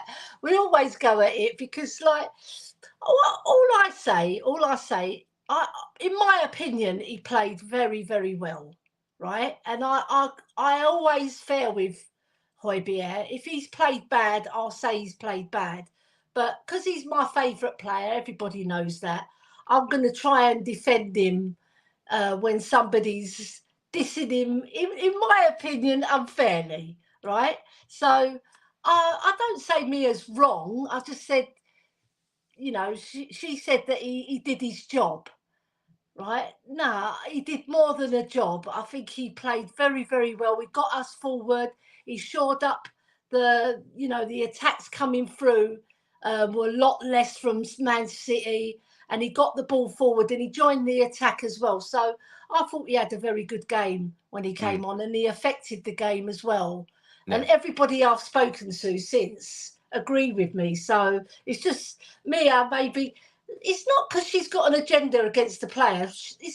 Look, everybody sees it as they see it. Everybody's got their own opinion, and you've got to respect that. That's what I say. Yeah. I'm with you there, Ellie. I think you do have to just see that other people see the game with different eyes and with different sort of different mindsets and everything as well. Also, it's not just that; it's whether you like the way the player plays as well. That too. Yeah, and we appreciate different things more than others. Some people appreciate one part of a game more than other people might appreciate another, and there's no harm in that, and there's no shame in that either. Absolutely. And same with Kulu. He gets stick because they say, oh, he can't beat his man. He's too slow. He hasn't got enough pace. But he uses these other skills to get round the lack of pace, and his general ball skills are probably the best in our team, I would say. Technically, the best player in our team, especially at keeping the ball, you know. But what a great cross by Johnson as well, Jack. What a fantastic cross that he put in. And their celebration was absolutely stunning. I loved it. It was a great just sort of team celebration in general. I like Johnson, actually. I think he's been playing pretty well. Maybe he hasn't scored in this last game or anything, but I think he's been actually really good. I think in the pace that he offers, his positioning, I think is pretty good for being able to be, he's sort of ready to score. He's always looks like he's kind of in the right position at times to either set up a goal or to be in the right place to maybe tap at home. And in the last game too, Ellie, I think similar to Kulu and Sonny, I thought he was terrific defensively, actually. He really put in a shift and working hard and tracking back. So I actually thought, despite not getting a goal or anything, one of his better performances, actually, Johnson. Definitely. Season. And his dad was a striker for Nottingham Forest. So, he's picked up a lot of his good habits from his dad as well, like getting into dangerous positions. And when he skinned Garvadal, he left him for dead. He's rapid. I know Garvadal got back and got the tackle in and it went for a corner. But the other side where he did that brilliant cross, he pelted down the wing and he done to go at a pace and to put an across like that is quite a difficult skill. Yeah, take it from me because I've tried it myself. It is very hard, and to get the ball accurately across to somebody's head and give him an easy header, really. All he had to do is get his head on it. So the hard work was done, right? But it was still brilliant by Kulu to get into that position. And he did it against Sheffield United. He busted his gut to make himself available to Richie, and he scored the winner in that day. It was a shame that wasn't the winner. That would have been incredible. But It would have been. a draw at Man City, I'll take that all day long. No, Yeah. you have to take it. And do you Yeah. think is it just the football gods, Ellie, just shining on us whenever we come up against Man City? Or is this in a way sort of earned? Because I actually thought we were the better team in the second half. So while we Yeah. sometimes get lucky on occasions against City, a part of this felt kind of earned, actually, and kind of Yeah. well deserved. With the football gods, I don't know whether I believe in good football gods. What I do believe in is going on that pitch and having belief in yourself. Like Postecoglou said in his presser, you don't want to let yourself down. You might let the fans down on occasions. You might let me down on occasions, but you don't want to let yourself down. Go on that pitch and give the best what you can give. All right? Even Emerson Royal, right? He's not the most technically gifted player. He's not the very good passer of the ball, but he gives the best of what he's got. Yeah. And he's been asked to play in a lot of different positions, the poor lad, you know, and he's had to adjust his game to suit. He's not a bad defender. He can defend. That's one thing he can do. People he's really like quite- his heart, I can tell. A lot of people have been complimenting just his sort of his heart He's and his got a drive. very good heart. He's got a very good heart, and he loves the club. You can tell. But he's had some really good games for us as well. Because I remember he had a particularly brilliant game up at Liverpool, where he was given a free roll by Conte, and he was like, he was all over the place. And then he had a very, very good game against Arsenal when we won 3-0. So I'd he say has his got best it games in have him. actually been against better teams in a lot of cases. he's- When he is asked to defend more, I think that's when he does shine Yeah. actually a bit more than when And he's in when we possession. won against Man City, Jack, and we won 1-0 against Man City, and he pocketed Grealish. He did. He It was a really great played game. well That's a against good point. Grealish. He had a great game. But as Grealish, right, he's not a particularly fast footballer. He's not slow, but he's not particularly fast. So I think that game we played very well and we pressed them. But Emerson Royal was a big reason why we won that match, because when Grealish is on form and he's peppering your goal and he can really pass well and he can hurt you. And even he was only on for 5 or 6 minutes and he already scored, didn't he? So, you've got to watch Grealish because he's very deceptive, you know. I remember he had some I good games think- against Chelsea too last season. Emerson, and there was I remember one of the games where he pocketed Zaha as well. Yeah, I think but when against he's given a task to defend or be marked against a good player or a good winger of some kind, I think he can do a job for us. And it's nice to see him given maybe some credit actually, after this game and maybe after some previous performances. He's getting some credit now. So I know Nick, right? Nick will be really happy, and plenty of the Emerson fans, should be happy, and the Højbjerg fans should be happy after that last game. And another as well. shout out for Porro as well, because Porro's getting a lot of stick saying he can't defend. But there was a gentleman who pulled up his stats and said that he had the second best stats as a right back. So he's not doing too badly, is he? And he played very well, and I saw him join the attack quite often, and he was very good. Like he's a very strong physical player, and he's got all heart, you know. He also has an exceptional mentality as well. He's probably the most passionate player that we've got, you know. Yeah. And he shows it on his face as well. I love him. He's all blood and thunder, and he doesn't get beaten very often. I think there was the stat that he only got dribbled past once by Doku. Yeah, Maddox. Yeah, you're all right. the rest of them, he held his own or he made a block, you know. So big up to Porro as well, because he was another big reason why we got a draw in that match as well. Now we go on to West Ham. Yes, Ellie. That's big match on Thursday. The one you and you had your my first ever Spurs game. First ever Yeah. Spurs game, thanks to you, was West Yeah, Ham. it was a shame that you're not coming again. That I'd would love have to been be there for that lovely. game, And it's a especially at night home. match this time. Mhm. Yeah. So Will you no, be I there? think we've got the beating of West Ham, but it won't be easy because they are a very, very good team as well, and they've got some very good back players in Parketta. Mhm. Yeah, I think he's a particularly good player, and Bowen, he's been scoring for fun. And then Antonio makes a pest of himself. He seems to do very well against us generally. So we've got to be on our guard against West Ham. Set Make sure pieces that for we're, me. Yeah. you know, we don't slack off and we put all the energy that we got from that second half, all the spirit and all the joy we had, and bring it into the West Ham game as well. I agree, Ellie. I agree. Let's burst the West Ham bubbles Yeah, we Thursday. burst Pick their up some bubble. more points, and give them a good lesson, you know, to take back to East London for sure. Ellie, any sort of final comments you have, and then also we need you to plug Just a Girl Who Loves Spurs as well. We need you to do that. Yeah, just a big up to Ange Postecoglou, a special mention for him, because he's got 3 losses on the bounce, and everybody starts telling him, you got to tweak this, you got to do this. And he stood by his tactics and he stood by his philosophy. And I love a man who believes in himself, because if you believe in yourself and you pass that on to your players, they will believe, and we will get to that promised land where he sees the utopian football that we want to play. Just like Hotspur Hippie says, you know, have faith. Ye who have little faith, have faith in this man, because everywhere he's gone, he's changed the philosophy of that football club, and he's brought success. So it might take a little bit of time because he needs to get his players in as well. Because remember, he inherited a massive mess. And he, in those first 10 games where we'd won 8 and drawn 2, you know, top of the league, manager of the month 3 times in a row.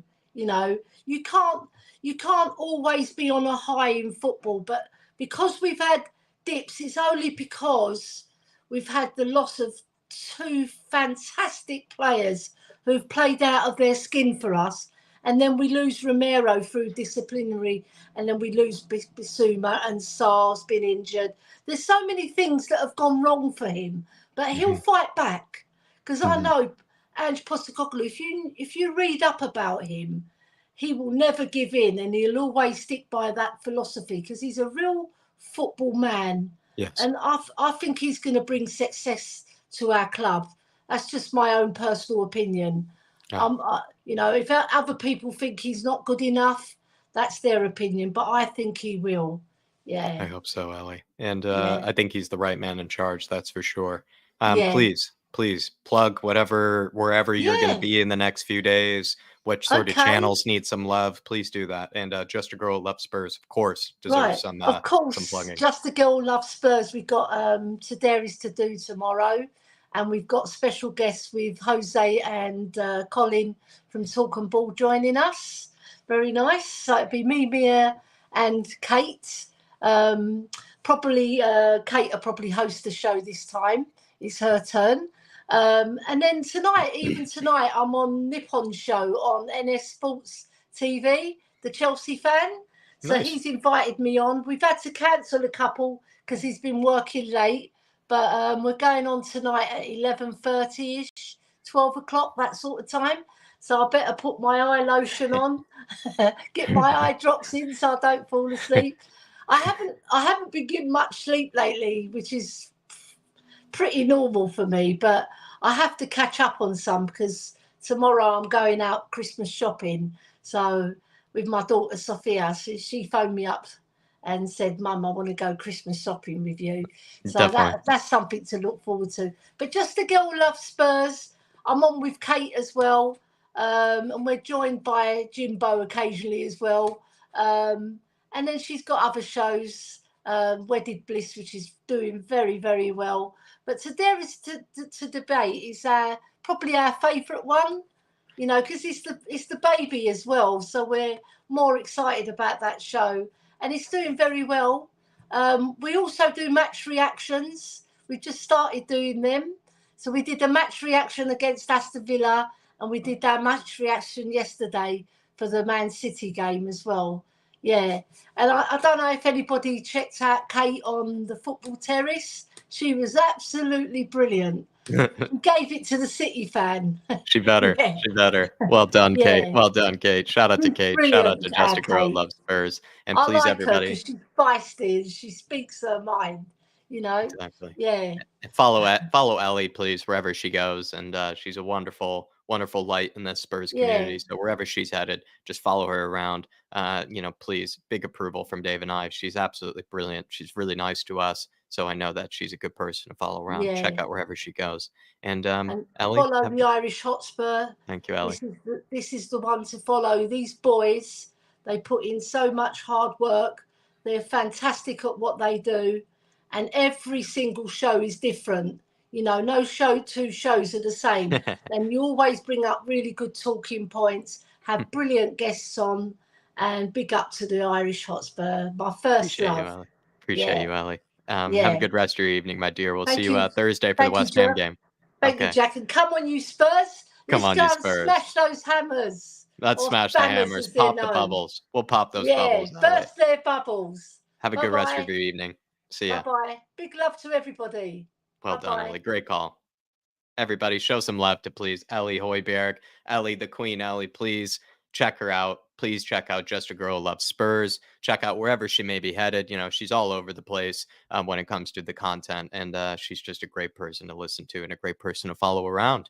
But everybody, I think that's the last guest of this evening. Do appreciate you all for coming in. So many guests that we were able to have today and some really good conversations, I must say, as well, as always, but really, especially after this Man City game. I think there are plenty of things to talk about and some plenty kind of confusing or maybe more difficult questions, I think, after that game. And really had some good and productive conversations from it. Really do appreciate as well, Jay Coe. Thanks for tuning in towards the end there, Jay. Hopefully you're all right, my friend. And a really great game, I must say, from Sonny. He's, if you're able to listen back, you know, definitely got a lot of love from certain callers. I believe Ash had especially, you know, some really good things to say about Sonny at one stage, at least towards the end of her call. Big up to you, sir. Hopefully you're all right, my friend. Really do appreciate your support always with this channel. And I must say, Sonny, I think if you were able to catch that goal, where he surged past Doku, people are saying that Doku kind of misjudged the bounce of the ball. I agree with that. But for when I saw it, I think actually he was still running sort of full pace for the most part until that ball bounced. And then once it bounced, yeah, he sort of slowed himself down. But Sonny